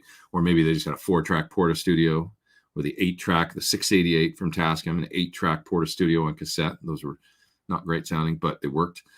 Or, reel-to-reel, right? Or if you're really fancy, maybe you had an Otari or Amperex or whatever, 1200, one of those machines, I think that they were, or the 3M. Or if you were really fancy, you had a Studer, and they were like $35,000 even back then, which was a lot of money in today's money. That was pretty much exclusively the big studios. But I had friends that had, not necessarily home studio, but built in LA, like in a place like this, they had a studio, with a 24-track 3M, or these different machines you could get. They were less money, but you could afford it. $15,000 or $20,000 or something, probably brand new. You buy a used one, get it maintained. And anyway, I remember one friend, Rick Parker. He had an Amperex or whatever. Is it Ampex or Amperex? I'm forgetting right now. But anyways, he had maybe it's Ampex, but he had the 1200, which was a 24-track 2-inch. And he had an Allen and Heath console, pretty good console. And it, with that stuff, to your point, to your question about just plugging into the console, he had average mics, some Sennheisers, his best mics were like 414s, and you could plug those mics into that console, that Allen and Heath board, set them up on a drum kit, just kind of where you thought they should be, make sure everything's in phase, record the drums, get a nice bass DI, or maybe mic a B15 or an SVT or whatever with an RE20 or 421 or something. Put a 57 on the guitar amp, track a basic with like 3 instruments, and you could go in and listen to it back off the tape. And if that machine was aligned and demagnetized and the heads were clean, and it sounded great. Like, you could get a great sound so easy, right? Just using the console pre's, and that's because analog was just good sounding. It was like, if you had a nice machine and it was maintained and set up great, it just sounded pleasing. You got a little tape saturation, a little compression. The board was decent mic pre's, just decent. It wasn't Neve or anything, but it sounded okay. And it would just sound pleasing coming back, like glue. You could hear the playback of the guitar, bass, and the drums just go, yeah, cool. And it was just, that's a good take. Let's punch in the bridge, out the back end of the take. And you might do that or whatever. It was cool. So then everybody starts getting DA88s and ADATs. DA88 being my preferred, it was a much better machine, but a lot of people got ADATs. So it's like VHS tape, digital tape, right? And folks would get those machines, sometimes 2 of them, sometimes 3, sync them up. And the Mackie console came in around the same time, the Mackie 8-bus console. Simple, 16-channel, 24-channel, 32-channel board, 8 buses. You can get the smaller one, 1604, I think it was called, 16-channel 4-bus, or the bigger one. With 8 buses, and you'd plug all that into your ADAT with your Mackie board or whatever, which supposedly had decent pre's in it and stuff, and you'd track, and you do the same thing, drums, bass, guitar, and you listen back, and it was like, it doesn't sound like I'm used to. That doesn't sound like when we record on Rick's 24-track analog machine with the Allen and Heath board. Why does everything sound kind of cold and like it's kind of distant? It's kind of out here, And those machines were originally 16-bit, with the sort of first gen converters and stuff on them, and it just was like, doesn't sound so good. What's going on? Oh, it's digital. That's what's going on. It's digital. And digital used to be a thing where with those 16-bit first generation conversion and stuff, anybody remember like everybody trying to print things super hot? It was like a big deal because to get the maximum, whatever, like take advantage of the converters, maximum, whatever, not just headroom, but it was like if you were down recording at minus 20 or 15, it was like you weren't getting full resolution or something like that. I don't know. Lauren can correct me on this. I sound like an idiot, but everybody was trying to print as hot as they could without clipping, because clipping sounded bad. That just sounded like it wasn't like analog clipping, which was good. So now it's like, oh, this doesn't sound very good. We want some of that analog that we used to have. So what do? Mic pre's, compressors, tubes. We need to get some of that analog back. And that's when mic pre's became a thing. When outboard mic pre's really became a thing was when everything got cheaper. ADATs became cheaper, D88s, Mackie boards, everything got cheaper. Cost of this stuff was all coming down, but it didn't sound as good. It certainly didn't sound as good in the beginning as just the average stuff that you used to be able to get in the analog world. Didn't sound as pleasing. And so mic pre's, you started seeing budget stuff coming out from companies like ART, Joe Meek, these 90s products that people brought out that were like throwback to the old, whatever. And then you could get this sort of spawned I think the whole like Brent Averill and the different sort of higher end that would rack and put things like 1073s and APIs in single rack space, or that kind of thing. I mean, I remember going to we bought 4 Neve 1066 modules, full EQ and everything, and put them in a rack. It was like in a 4-space rack, and had them because I had for a while a studio that had a sound. Anybody remember the Soundcraft Ghost? Supposedly it was like really good mic pre's, and Soundcraft Ghost 8 bus, but with the 4 Neve outboard pre's and some kind of LA2A clone, in an effort to, and DA88s, which sounded pretty good for the time. They were better than ADATs, absolutely. But that was the Tascam digital machine. Much better. It was like a kind of like on a high 8 style tape, and it was much more robust, faster transport and more reliable. Not as popular as D88 for some reason, or as ADATs, excuse me, for some reason, but it was better. And so we did a lot of recording with that stuff, outboard pre's and it became a thing, pre's and tubes and analog and ways to warm up. We talked about digital sounding cold, Now, once we got into the 2000s, 2005, 2010, now converters are getting better. ADATs even in the late 90s had gone to 20-bit and then 24-bit, I think. And the converters are getting better and everything's getting better. And now what digital sort of became was like just a accurate representation of what you were putting in, where it wasn't really coloring the sound as much or, degrade it. Because digital, I mean, I would argue it just didn't sound good in the, the 16-bit ADATs and stuff. And probably not even the Sony, what were they called, 3348s or 3448s or whatever, the original Sony digital expensive ass machine that people made records on, like the Scorpions and George Michael. And I remember all these records that were made on 3448, is that what it was called? It was a 48 track reel to reel great big studio digital recorder. That's what people used in the 80s. Those were the initial, and I would argue the records that were made on those sound pretty cold. Everybody was getting into it and trying it, but it didn't sound like a Studer, And so digital then got away from sounding pretty cold and just turned out to sound uncolored eventually. And I would say by probably 2005 or so, 2008, whatever, sometime around then, we were there. Like that happened, and converters were good enough, and the resolution had improved, and everything was better, and then it just became about now if you want to color the sound going in to get a bit more analog flavor, you can do that. Of course, then plugins came out, analog tape emulation plugins started coming out, and now you could actually kind of alter the sound of your tracks in the DAW to have more of that character. So that's but originally the mic pre thing, the outboard mic pre thing was all about trying to make ADATs and D88s and stuff sound good, yeah. Christian says, yeah, 8 tracks and bouncing tracks together to free up a track. Man, those were fun times. I love I like the way that we used to do things back then. You had to make decisions, and it was like, it had to be a good song. You weren't like, well, let's just throw a bunch of stuff at the wall and then see what works in the mix. You didn't approach things that way. It was more, sort of more thought put into the arrangements and how you were going to do it and how many tracks you were going to throw down. You couldn't just do endless tracks, and it was cool, Come on, Pete, the 8-track cassette machine was great.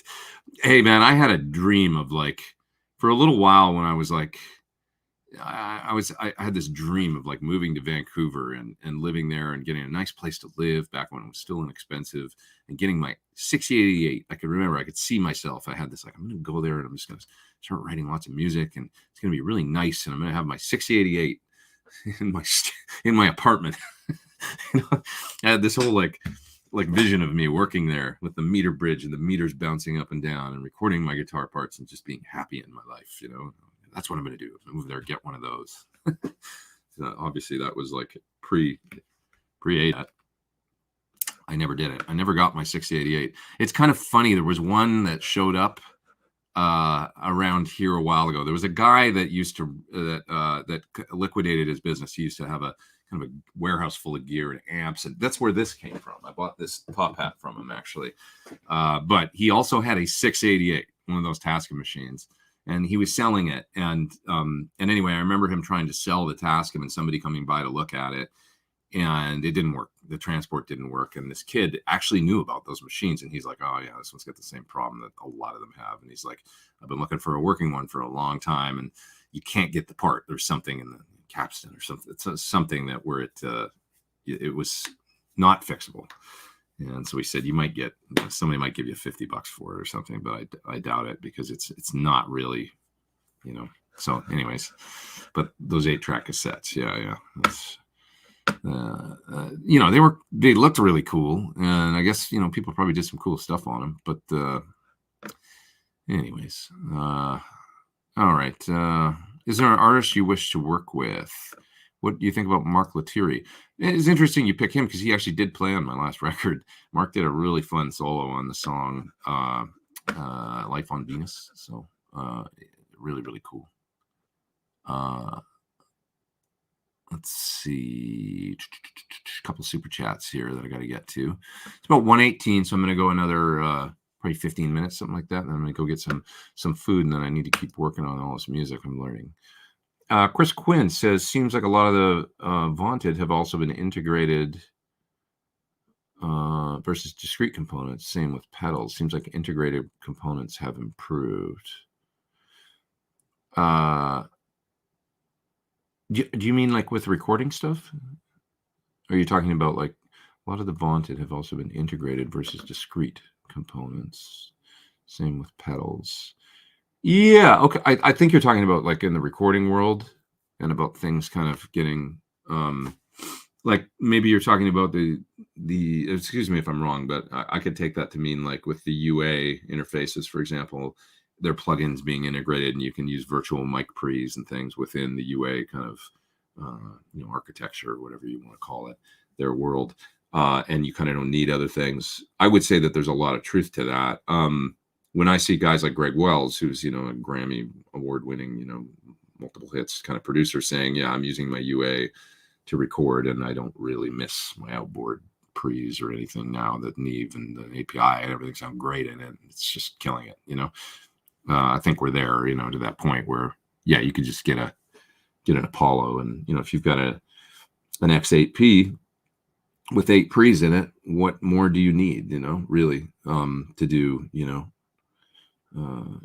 I've got 2 of them tied together. I mean, in essence, I've got, I think 16 channels that I can do, recording with really good quality pre's and good sounding conversion, the whole 9 yards, and make a record on that. And, everything's great. Alan says he's got a 388. That's cool. Old Tascam. Neat. What gear do you have that you are particularly excited about? Thanks. What new gear? Well, I would say the thing that I've used the most as of late is the Quad Cortex, to be honest. If I've got to give something props, just I did a gig last weekend where I took it and I ran it into my little Princeton and just used it for pedal type effects. A little tremolo, a little reverb, sounded great. Some drive, sounded great. And then I'm using it as an entire rig, to go do this thing. It gets the job done and it sounds really good. It's a great tool for me to get work done. And so that's been really, the quad has been the thing that I've integrated into my workflow the most in the last couple of years. Anything else? I don't know. That's the number one thing that comes to mind. I mean, other than my new guitar, which is like my main squeeze now, I'm just playing it all the time. The new Signature HSS, just works in so many different things. So Jay says Neve was making mic pre's in 1970. Well, yeah, but Neve was making mic pre's that they put in their consoles, what somebody was talking about was the importance of mic pre's. I believe as an outboard thing. When did the mic pre become? We used to think of we didn't think of the mic pre as some sort of like separate concept that was like outside of a console. It was like, okay, consoles have microphone preamplifiers and equalizers and buses and aux sends and returns, and it was just a part of a console, right? Outboard pre's, I never saw a racked outboard. I don't remember that happening. Even in the 80s, I don't remember that happening. It was like you bought a board, right? So yeah, it was an integrated thing. But when people started talking about a mic preamp as something you could buy, just that. I don't. Does anybody else remember, racked Neves in like 1982? I don't. I was around, like started going to studios and stuff like in the 80s, and I don't remember that. So, correct me if I'm wrong, but has it ever been a case that a good album became a poor album because it was recorded digitally? It's not that they became a poor album. It's just the sonics.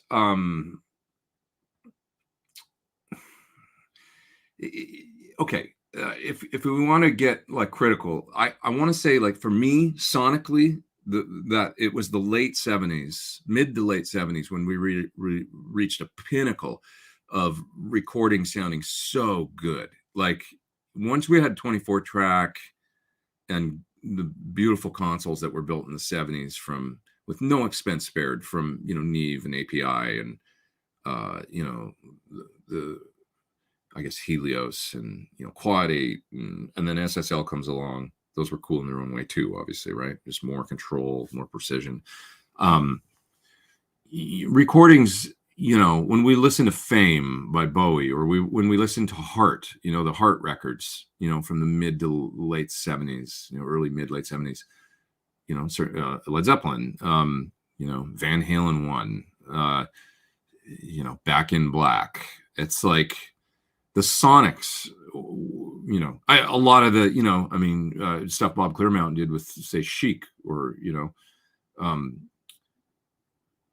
just the records from that era have a sound that sounds so good, and the players were so good, and the arrangements were tight and stuff. There wasn't a hell of a lot of editing going on and stuff, just punching, and mainly everything was done on a maximum of 24 tracks. Some people started tying two machines together, so you could have, I guess, 46 tracks. You needed 2 tracks for sync on the machines once the SMPTE came in and all that. But that didn't, it was like people did tight arrangements sometimes on 16 track.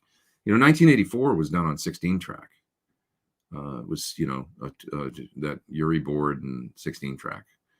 And it sounds amazing. So anyways, that happened. Then once we get into the mid 80s and the production started, getting more elaborate, and the sounds, were getting brighter, and there was a little more of a quality of thinner. The records sound thinner.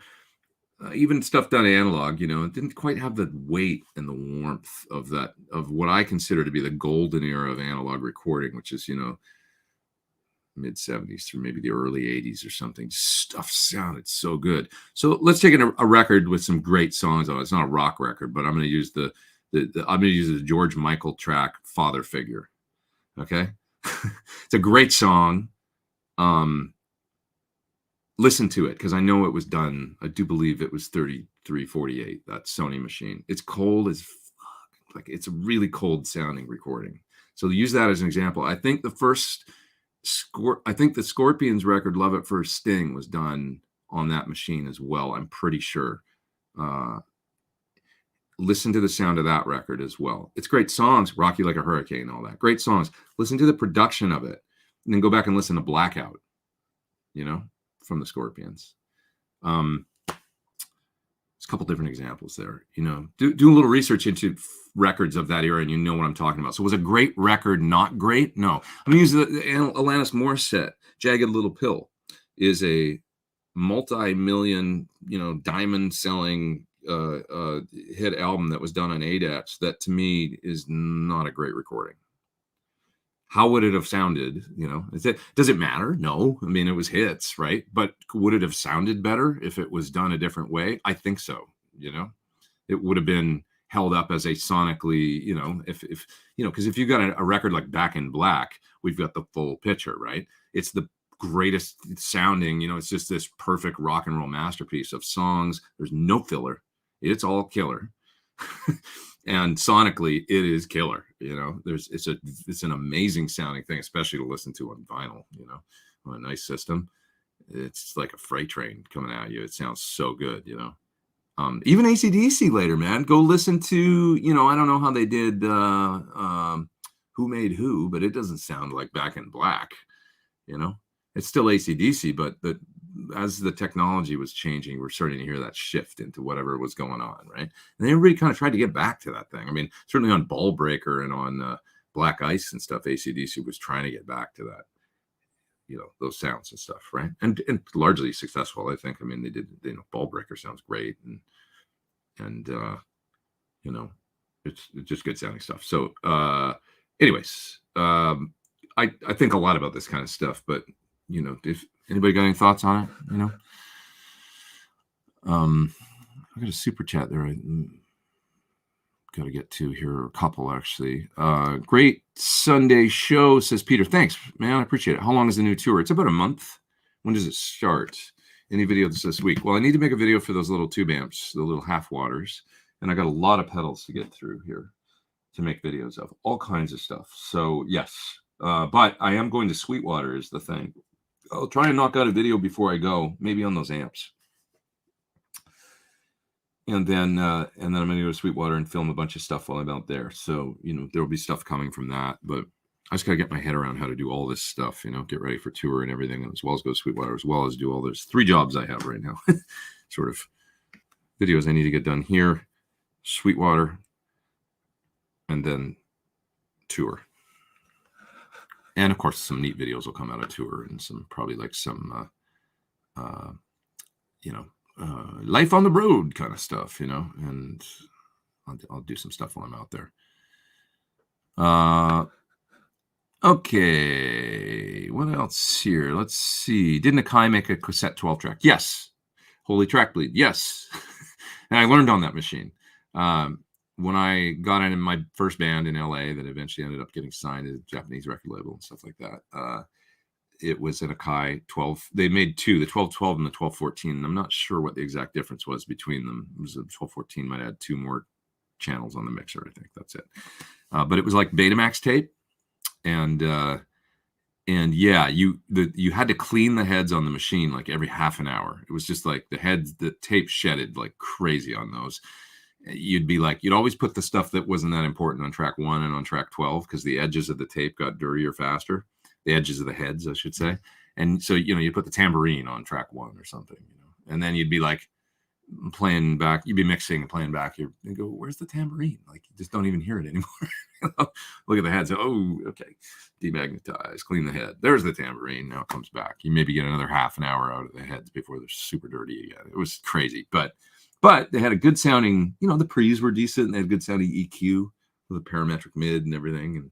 And so Frank Symes, my friend that taught me so much about recording, songwriting, all kinds of stuff, that's what he had. And I recorded about 50 songs on that machine, on that Akai machine with him. Wrote and recorded a ton of stuff and learned kind of what I know about recording. Most of what I learned was during that time in the early 90s. So yeah.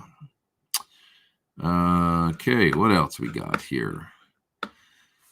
What else we got here? Are you guys talking about how much tone and signal do you use losing wireless?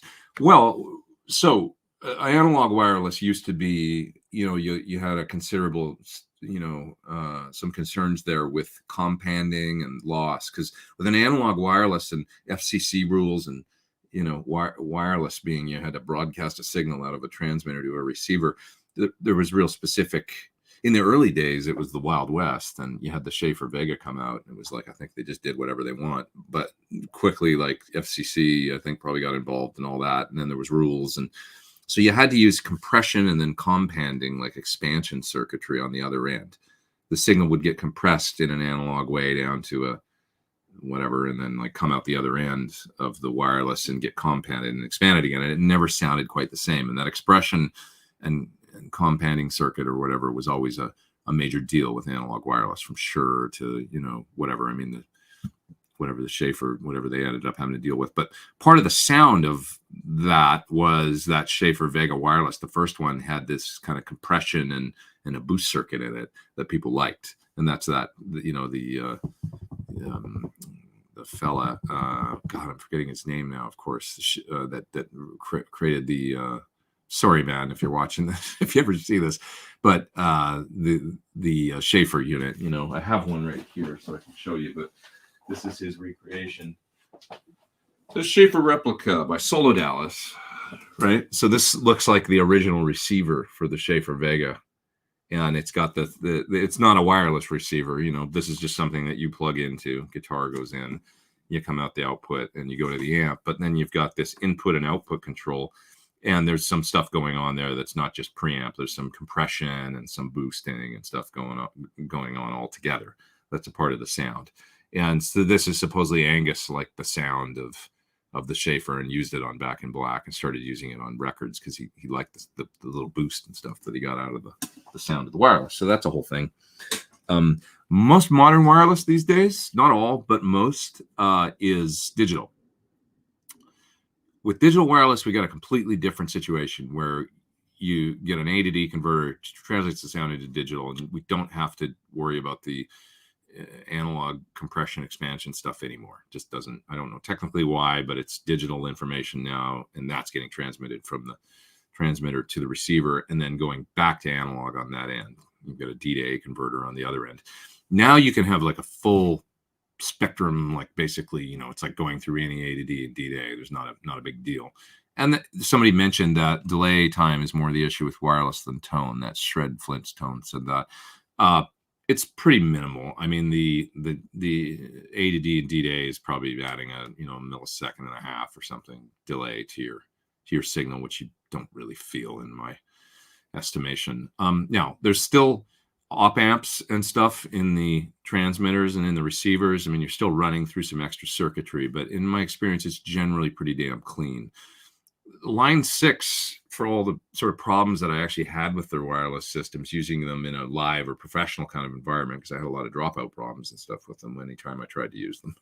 But the sound of them was really good. And the Line 6 wireless was developed from the old X-Wire, which was a company that developed one of the first sort of affordable, digital wireless. Lectrosonics, they're another company, digital, that had early on, pioneers of kind of digital wireless, I think. But whatever, the X-Wire, I kind of became sort of a guinea pig, because when I was out with Chris Cornell, I was using some of them, and I would have, they would send me these little receivers that I would put on my pedal board and then use. And I can remember having some dropouts and issues and calling the guy at the company, and then he'd say, okay, we'll beef it up. We'll beef up the receiver. And he'd send me one with some retrofitted antennas on it and stuff. It was like total, like, like kind of jerry rigged together, but it worked, and then I could get enough, and it sounded really good. Like, that's the thing, was it was the first wireless I ever used, the original X-Wire stuff, that sounded really good and sounded like my guitar. Didn't mess with the sound so much. And then, all the big boys start getting into it, AKG and Sennheiser and Shure and everybody. And I got an AKG unit around 2009 or 2009, I think. And it had a million channels in it, and it had its scanning and all kinds of stuff where you could scan the, available frequency bands that weren't, you could look at a readout on the thing and see where the peaks and the valleys were, and the valleys were where you were good, where there's no, interference. You could zoom in and look, okay, 390.12 or whatever. Let's grab that frequency, set this one pack to that, and then it would work great. So I used that AKG wireless quite a bit on tour with Don Henley and with Melissa Etheridge. And it worked really well for a long time. Then when I started going to France and Japan and doing gigs overseas, because of frequencies and different regulations in different parts of the world with what frequency bands you can use and stuff, I couldn't really use that wireless anymore. And they said, we're going to have to use stuff from the backline company. And I was initially dismayed about that, kind of worried about it, because I loved the tone of the AKG. But I quickly learned that most digital wireless these days sounds good, and the Shures all sounded good. They generally was always Shure that they would hook me up with. So they'd get these rented Shure units. And once I gain staged them right, because that was a concern, you had to get in there and set the gain on the pack right, and then the gain on the receiver right.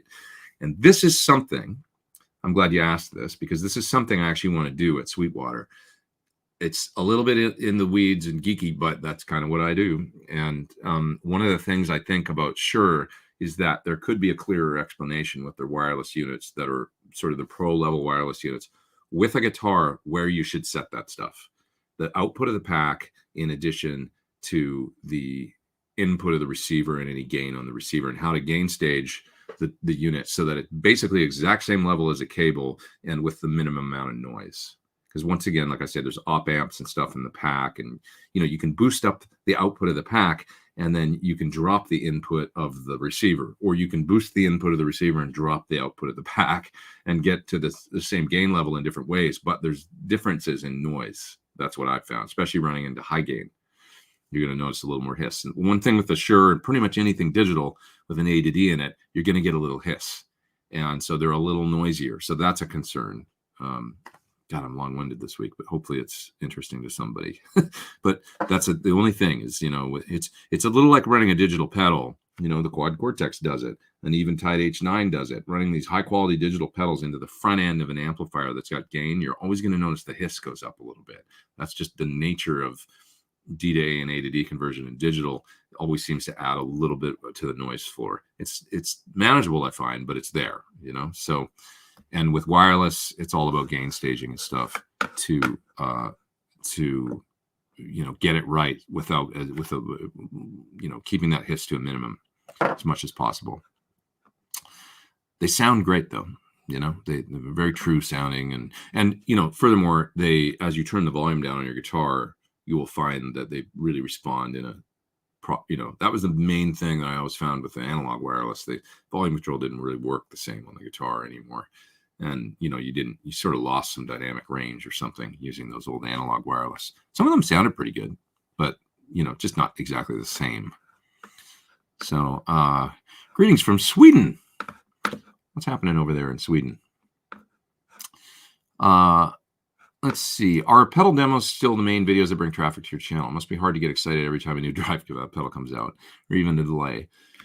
Yeah, it's it's definitely like the main thing that I do, and it's sort of my niche that I've done on YouTube for a long time. I wouldn't say it's the videos that people necessarily watch the most or get excited about, but I think people still watch me for that.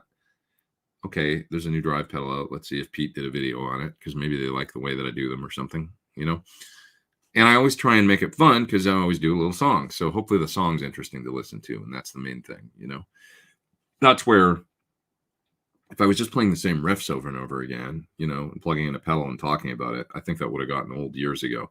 But if I can keep coming up with music, I think it keeps it somewhat fresh. So, but with all this said, I think the main thing that drives people to my channel, the videos that get the most views are generally amps in the zone, or you know, on like some classic amp, or like, you know, you'll see those videos get a lot more views. Or, you know, the one where I turned a Marshall on 10 and had a bunch of people play through it. Those kinds of videos get more views than anything. A little bit more unique. You know, with YouTube, as with anything, if you can be unique and do something that people haven't seen, which is, of course, exponentially harder as every day goes by, because there's more getting uploaded every day. So has it all been done? I don't know. I hope not.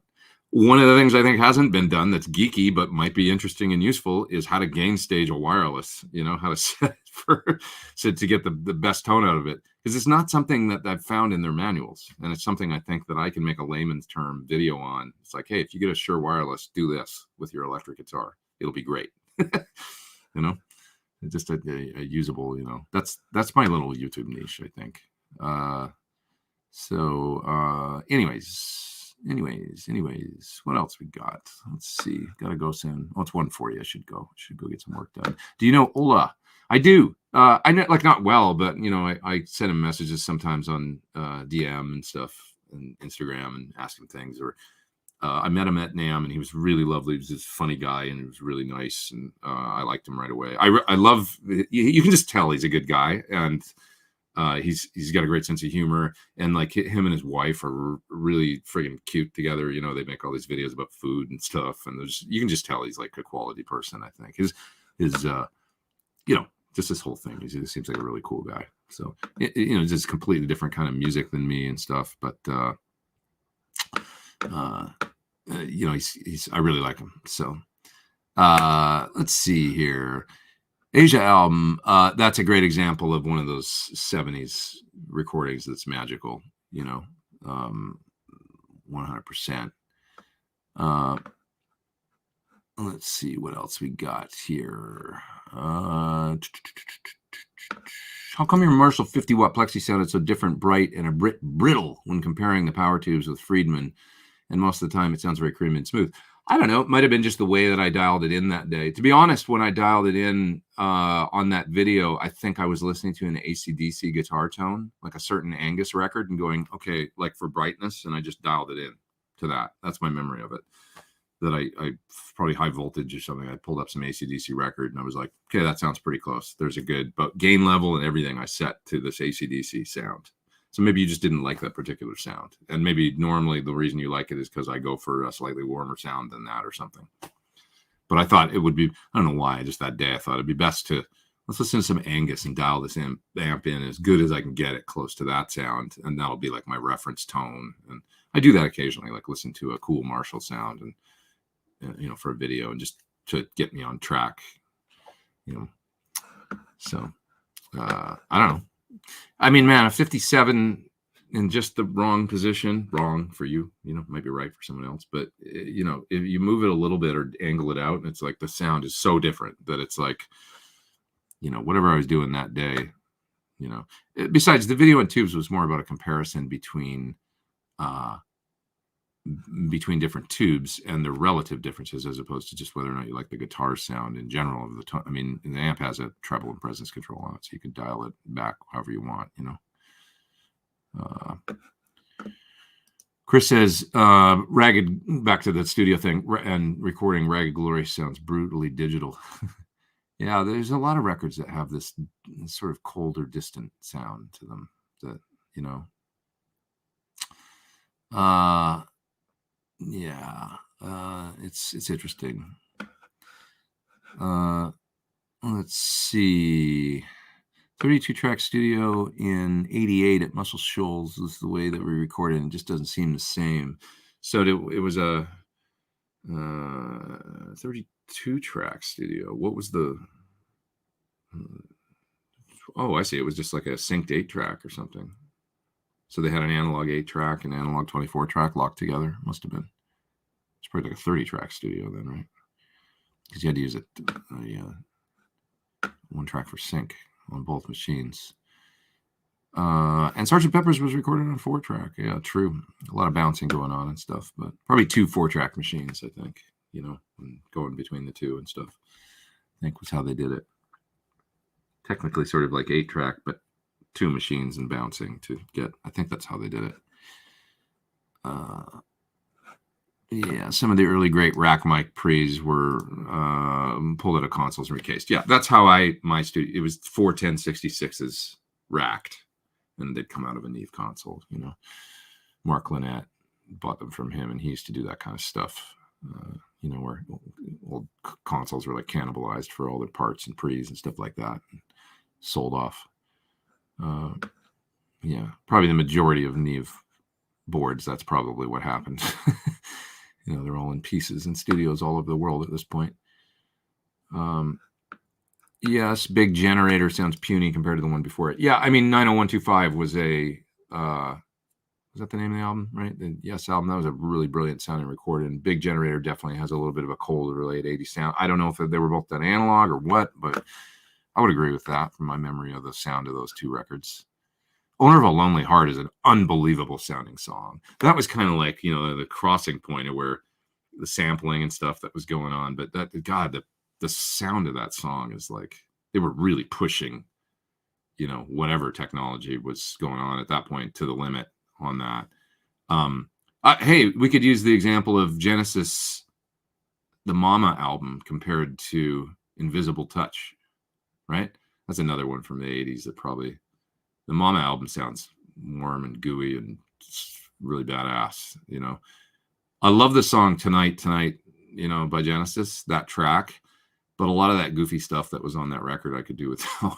The later, like Invisible Touch, it's just a goofy song. But Mama, come on, that's badass. Or Home by the Sea.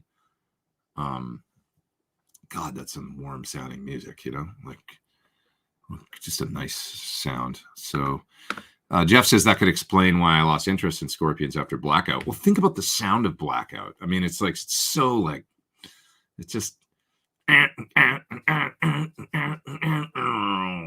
it's so cool sounding, and the drums and the super analog sounding, and then the sound on Rock You Like a Hurricane is like, it sounds like there's a lot of reverb going on too, and the bass is kind of, it just doesn't have the cojones, to me. Outlaws, somebody's mentioning. Ryan, hey Ryan, what's up? Yeah. Some of my favorite drum sounds are from Stevie Ray and Double Trouble. Yeah, really cool drum sound, really cool everything sounds, actually, great sounding recordings. That was just, great playing live off the floor kind of stuff, Stevie had pretty great sounding stuff later in the 80s. I mean, when I think about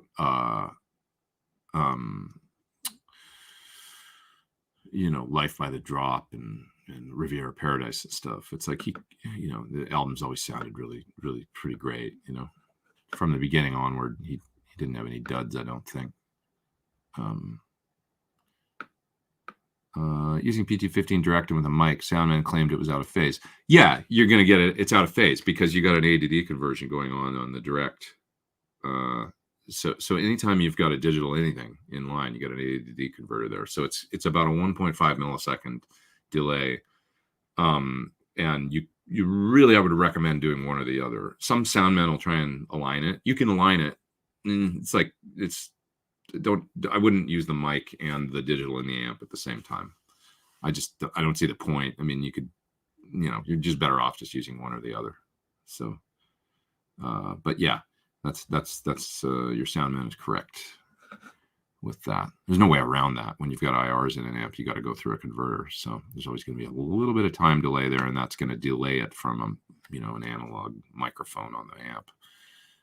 It's also why, even if you use different impulse responses, let's say you combine an IR, let's say you use a reactive load on one amp and then you use a 2 notes on another amp, like a Captor X or something, you're blending them, probably going to be a little out of phase because like the spec of the A-to-D converter could be different in each unit, or the A-to-D and D-to-A, and then also the time of the alignment of the IRs. Unless you use in some DAWs, the IR programs will align the IRs automatically.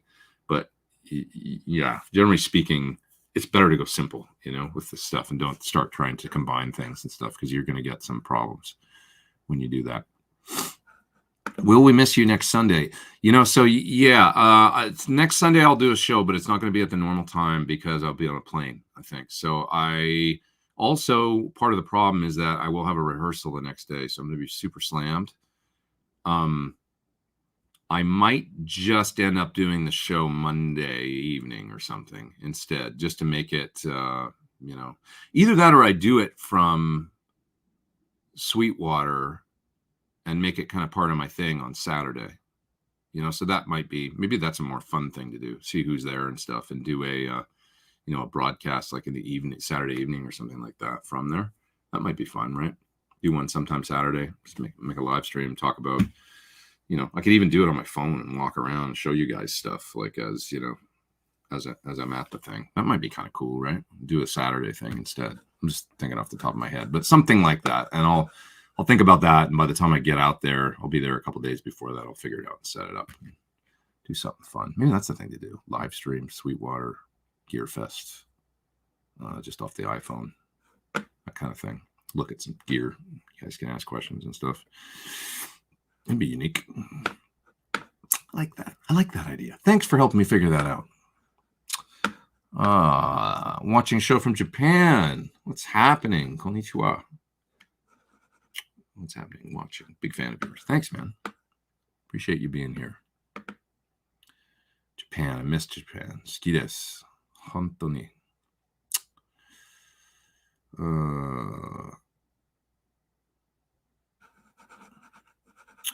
日本は好きです。I think Pete just likes that 3K Marshall Peak thing. I do. It cuts through a track. When you're listening to a guitar in isolation, that's one thing. But when the drums and the bass kick in, it's a whole other thing, So,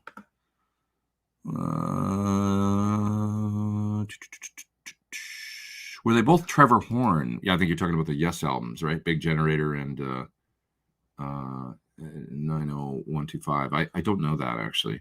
Interestingly, 9012 Live was made at the Edmonton, not the Convention Center, the Edmonton something or other. It was I think it was at the gig. God, it's a long time ago, and I went to see that gig. I did, where they recorded a live album in Edmonton. Todd says, I make Sundays better. Take care. Thanks, man. Thanks for being here. I'm going to jet pretty soon here, but I'm still having fun, so I'm going to talk for another couple minutes. Do you like The Edge from U2? Love The Edge. He's a totally unique, awesome, great contributions to guitar. It's him instantly. There's a lot to like about The Edge. So, I love the idea of using the guitar as a tool to deliver a great song, mostly. So, if people didn't know the price or specs of the EVH Iconic, it would be considered a love letter to fans from Ed. It's great. I tried one. I thought it was pretty damn good, too. I did. You got James Brown there. He's very talented. Came up with the original 5150. He's generally really well regarded in the MI industry as being a smart guy. Comes up with good sounding stuff. So, solid state can sound good, and tube, for sure. Stuff, combined can all sound good. Trevor Rabin, yes, no, Trevor Horn. He's asking about the producer, not the. I know Trevor Rabin was the guitar player. I was a big Trevor Rabin fan. I love both those records, Big Generator and 90125. I listened to a lot back when they first came out. I really loved his. He was a real visionary guitar player. I mean, Steve Stevens is a really big Steve Howe fan, so that era of Yes for him is like a no-go. But of course, my age, I mean, I listened to it because it came out, and I was fascinated by 90125, and so it's all what you start listening to at just a certain point. And I really like Trevor. I mean, he was great. Steve Howe's amazing. I tried to learn the clap and everything. I've still never got it quite right. He's an incredible guitar player. But yeah, just that age I was getting into guitar was right when that record came out, and that solo and the sounds on 90125 with the way it would go from that crazy. I mean, think about the guitar tones on just that song, the distorted intro. It sounded so good, and then all the clean stuff with the super compressed, lose yourself in the verse, all the compression, and it sounded so cool.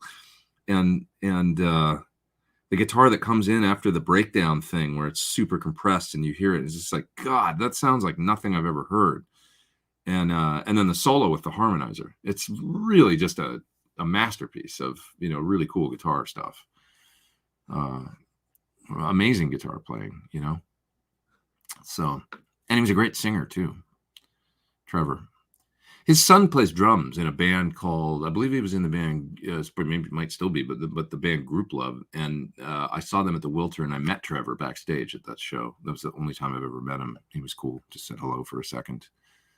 And it was really cool. It was really cool. It was so cool. Super cool. Name a good 80s album Steve Lukather didn't play on. He played on everything, didn't he? Him and Mike, man. Oh God, Mike was so good last week at the Spud. He was amazing. Amazing. What else we got here? Is it time to go? Is there a lull? And yes, all the other albums Landau did. Yeah, Landau and Lukather. They were the men. Dean Parks. Dan Huff, right? And then, of course, Tim Pierce comes in, and Michael Thompson, all those guys. All the studio cats. What else we got here? Here in Oz, your Sunday is my Monday. So if you do a Saturday, it will be Sunday Live for me. Well, there you go. See? Perfect. You live in the future, my friend. It's awesome. How's the future? How are things today in Australia? Okay. Do it. I've live streamed from Sweetwater and it was fine, says Ben. Cool. Yeah. Maybe I'll do I'll make sure my phone's good and charged up that day and do a little live stream on the phone and just do a walk around of, on Saturday or something. That'll be cool. I'm sure a lot of people will be doing that, but mine will be better. No, just kidding. Early Genesis is a great example of doing something different with 12-string guitars. They tune the octave string to intervals. That's interesting. I didn't actually know that. Did they? That's really cool. Never even thought of doing that. See? There's always other stuff you can do. Amazing. What about all the Mutt Lang stuff? Well, okay, so Mutt, of course, maybe we'll end on this since we had a nice talk about, analog and digital recording and stuff. Mutt is a guy that did Highway to Hell, right? And Highway to Hell is an incredible sounding record. And Malcolm Young in the documentary about it said, it sounded cleaner, but not too clean. Like compared to their, working with their brother or uncle George, right? Or cousin that produced I'm forgetting now, not a brother, it was a cousin or uncle. Cousin? I don't remember. Anyways, guy that did all the, high voltage and all the good stuff. And so they get involved with Mutt, and then they, I remember Malcolm saying it sounded cleaner, but not too clean. It was just like, Highway to Hell. And then we get to Back in Black, and it's maybe even a little cleaner, but it is sonic perfection. Maybe that's the album Malcolm was saying. It sounded cleaner, but not too clean. It was just still right in there, And then we get to Mutt doing, of course, like High and Dry, right? With Def Leppard. Great sounding record, very AC/DC in the kind of the sonic aesthetic and stuff. AC/DC moving away from Mutt after, and going to, I think Mike Shipley was involved. Was he involved as an engineer in Back in Black? Maybe mixing or something, but I don't know. But anyway, he ends up doing, I believe, For Those About to Rock, also a really great sounding record, I think. We're starting to get a little more into some affected stuff by For Those About to Rock. The snare drum in particular, I love it, but it is pitched with, I think, an eventide, and it's an unbelievable sounding, but it's moving a little away from a little more organic. Great sound still. Great sound. Not criticizing it in the slightest. Next record is either Flick of the Switch or Fly on the Wall. I can't remember what. I like some stuff on those records. I think they sound cool still, but they don't sound as good. Right? Can we agree?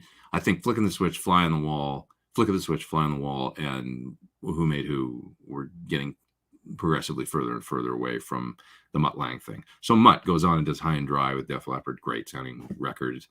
Then we get to Hysteria. Hysteria is an interesting record because now we're getting into Mutt his technical perfection side maybe kind of taking over. I love Hysteria. I can't imagine it sounding any different. It's much like 1984 to me. It's got a very unique sonic sound that's very 80s. I don't want to think about it being any different. It's brilliant, but it is getting in that direction of, I wouldn't call it cold. And I don't think it was done digitally. I think they're probably still recording analog, I think, by Hysteria. But we have the added element of Rick Allen getting in an incredibly unfortunate accident, losing his arm, and them needing to basically program the drums on the record.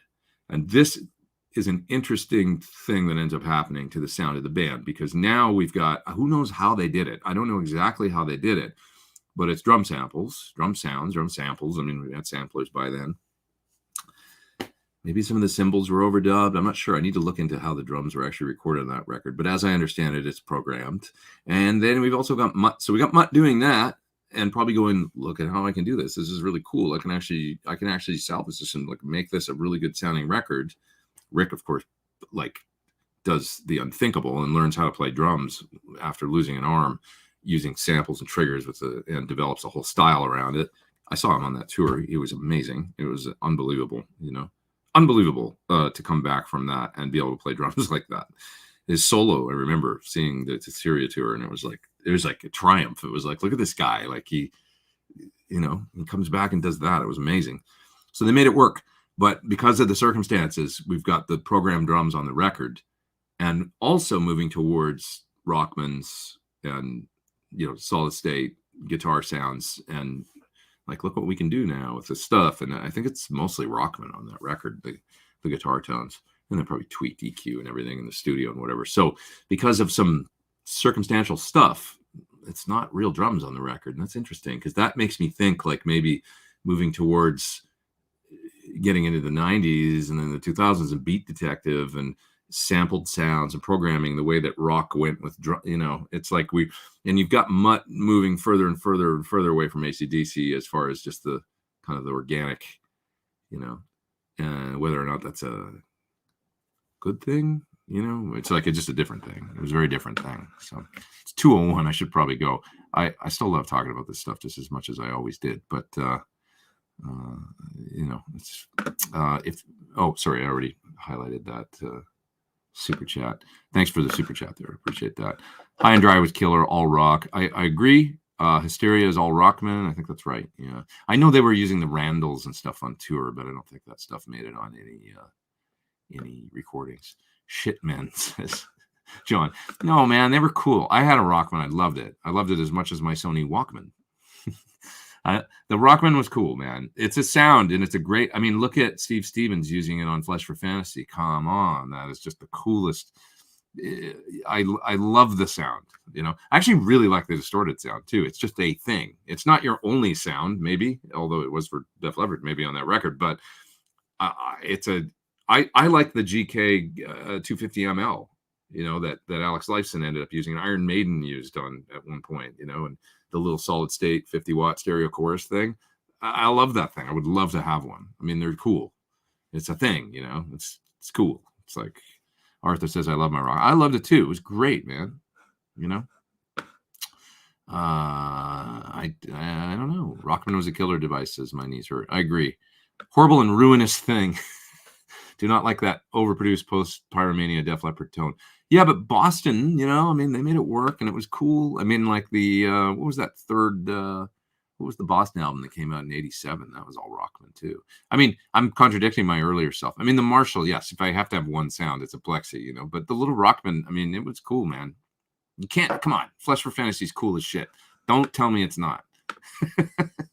I don't believe you that you don't like it. It's awesome.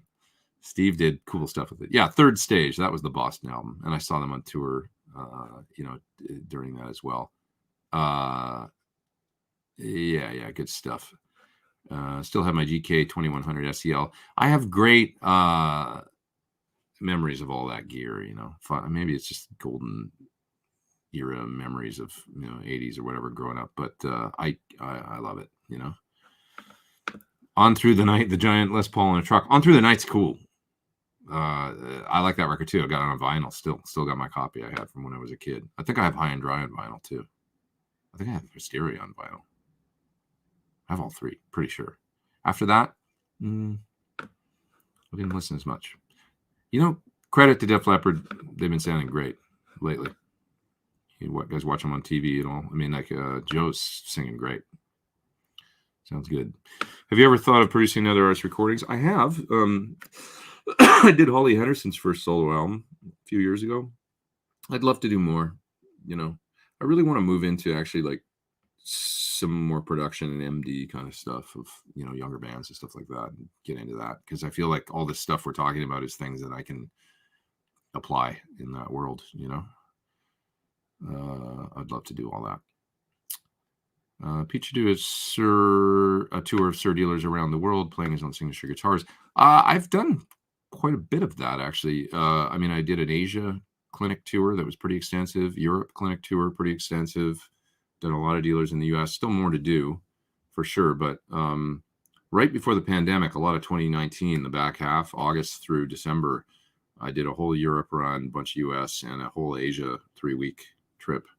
And I love doing that stuff. You know, it was a little more focused around the PT15, all those clinics at the time, and how I use that, you know, how I record and stuff like that. I want to come up with a new concept for clinics that is fresh if I go out and do any more. So I've been starting to think about that. Oh God, I should really go. But have you 2 hours and 20 minutes? I gotta go.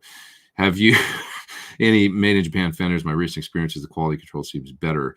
I love made in Japan guitars in general, and when I go to Japan, it's super fun to check out stuff over there. And I've come really close a couple times to buying like a made in Japan tele custom style, for instance, you know, for around $600-700. You know, they just seem like great guitars, but I didn't do it. And you know, maybe one of these days I get back over there and I'll get something, because I just love.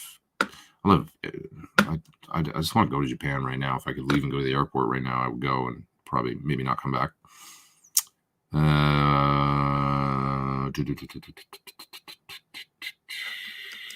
Super chat. In the recording context, what can't you do and need to learn about? To be honest, keys, soft synths. I'm a little, you know, I can mess around and do some things, but, and maybe it's my being naive about it, that I actually occasionally, when I mess with that stuff, I come up with stuff I like. But yeah, I'm not really in that world. Electronic kind of production, I'm pretty weak in when it comes. I mean, that said, I mean, I do a lot of programmed drums and stuff, but there's certain sounds that I'm just like, you know, not as strong in. You know, you want me to do guitar-based drums, kind of rock, or, you know, anything from mellow to metal, I can kind of do that. But when it comes to a little more, you know, when I get into soft synths and stuff like that, I'm a little, you know, I'm weak in those areas. So Steve Stevens is great at that stuff. And, you know, I just need to learn about it a little bit more, probably. Need to learn how to play keys. When you learn a guitar part in a song, how can you tell or hear when the guitarist shift positions without seeing his hands? You just start to, after a while, realize like, oh, this is capoed at the 3rd fret, or this is in an alternate tuning. Like I learned a slide solo the other day, and I was playing it, and I quickly realized I couldn't do it in standard, that it had been done with at least the high E string dropped to D. So kind of almost like an open G. You can, a great kind of cheater slide tuning is to just drop the high E string a whole step, and then you can do all this cool stuff where you've got, you know, the right note on the high E string to play a bunch of stuff in kind of an open tuning. You know, with the B and the D up there on the open note, B string and the D string, you play those two together, you can get some really cool, it just falls under the slide really nicely. So things like that, you just start to realize like, oh, you know, because you've done it enough times, and you can hear the position on the neck. You can kind of start to hear what string, you know, was this solo played in this position with this note on the B string, or was it up higher with that note on the G string? You can kind of hear it by the other notes surrounding it, whether there's wound strings involved or whether it's all on the top strings, and what the way the licks fall under the fingers. Oh, it's much easier to play in this position. I see, you know, what's going on. You just sort of, and then also with YouTube, you know, there's so many lesson videos out there and stuff now, and also like live videos of the original guy playing it or whatever. You go and do that research, you know, between all of that, pretty easy to figure out, you know, what's going on. Yep. Yep. What happened to a follow-up video on that Van Halen pickup shootout? I did it on a live stream. So Dave Friedman joined me on a Sunday. That's my memory of it. And we did the kind of the wrap-up on there. Yeah, Rhett's here. What's up, man? You'd make a hell of an MD live show producer. Thanks, man. Yeah, I'm trying to kind of, meet folks and talk to them about that kind of stuff because I want to get into that. I think I'd love to be doing it and be an asset to somebody in that situation, hopefully. Just from getting bands up and running and get on the road, whether or not I'm a part of playing in it or not. I think it's kind of there's a lot of that now, MDs that aren't necessarily in the band and that kind of thing. And I would love to do some of it. Is the Mitch Van Halen band still happening? We've talked about it. No plans as for now, but I'll keep you posted if we have anything else that we would do. Yeah. KP Guitar Man. Always drop what I'm doing if I see a P alert, plethora of knowledge. Hey, man, thanks. Thanks for being here. I couldn't do this without you guys here, and I appreciate you being here. And you guys teach me things every week too, like I didn't know that Genesis tuned the unison string on their 12 strings to an interval, like a fifth or something. That's really interesting to me. I'd love to. Do you know any tracks? The guy whoever said that, is there a specific track I should listen to? I'd love to check that out. Steve Stevens will know. I'll ask him too. He just put out this really cool video on some Steve Howe playing this. I can't even remember the instrument. It's not a guitar, but some other type of instrument. Looked almost like a lute or something. Anyway, video on his Facebook and on Instagram and stuff where he's talking about Steve Howe and how he's I didn't know, but he's like really so into Steve Howe. He like collects a lot of the alternate instruments that Steve would use on Yes recordings and stuff. Steve's a guy that still has this great passion for guitar and music, and he's like a kid when it comes to that, and I love that. Yeah. Well, now that you point that out, this is regarding clinics. I had tickets to see you in Austin, but I couldn't make it. Yeah, I did do at the Austin store, and I'm forgetting the name of the store, but I've got a t-shirt from them, and I really like this shop, and I'm sorry I don't remember the name, but you know the store I'm talking about in Austin. Really nice people in a nice music store that I did a clinic at there, the Sir Dealer in Austin. Was it called Guitar Sanctuary, maybe? I think. Austin Guitar House, that's it. Guitar Sanctuary is a different store. Yeah, Austin Guitar House. Very nice store. Terrific. Off I-35, terrible location. It was kind of like a out off the beaten path location, but it was a beautiful shop and worth it to go there. And wasn't that far out of town, is my memory. It was cool though. Yeah. This is cool. Gunstar says, I want to thank you for your review on the Tascam Model 12. I purchased it for a friend who streams on Twitch, and she loves it. That's awesome. I met the folks from Tascam when I was at NAMM, and they were really complimentary about the video, and I really liked it as well. It's a neat unit that's got a different sort of feature set, and it's a different vibe.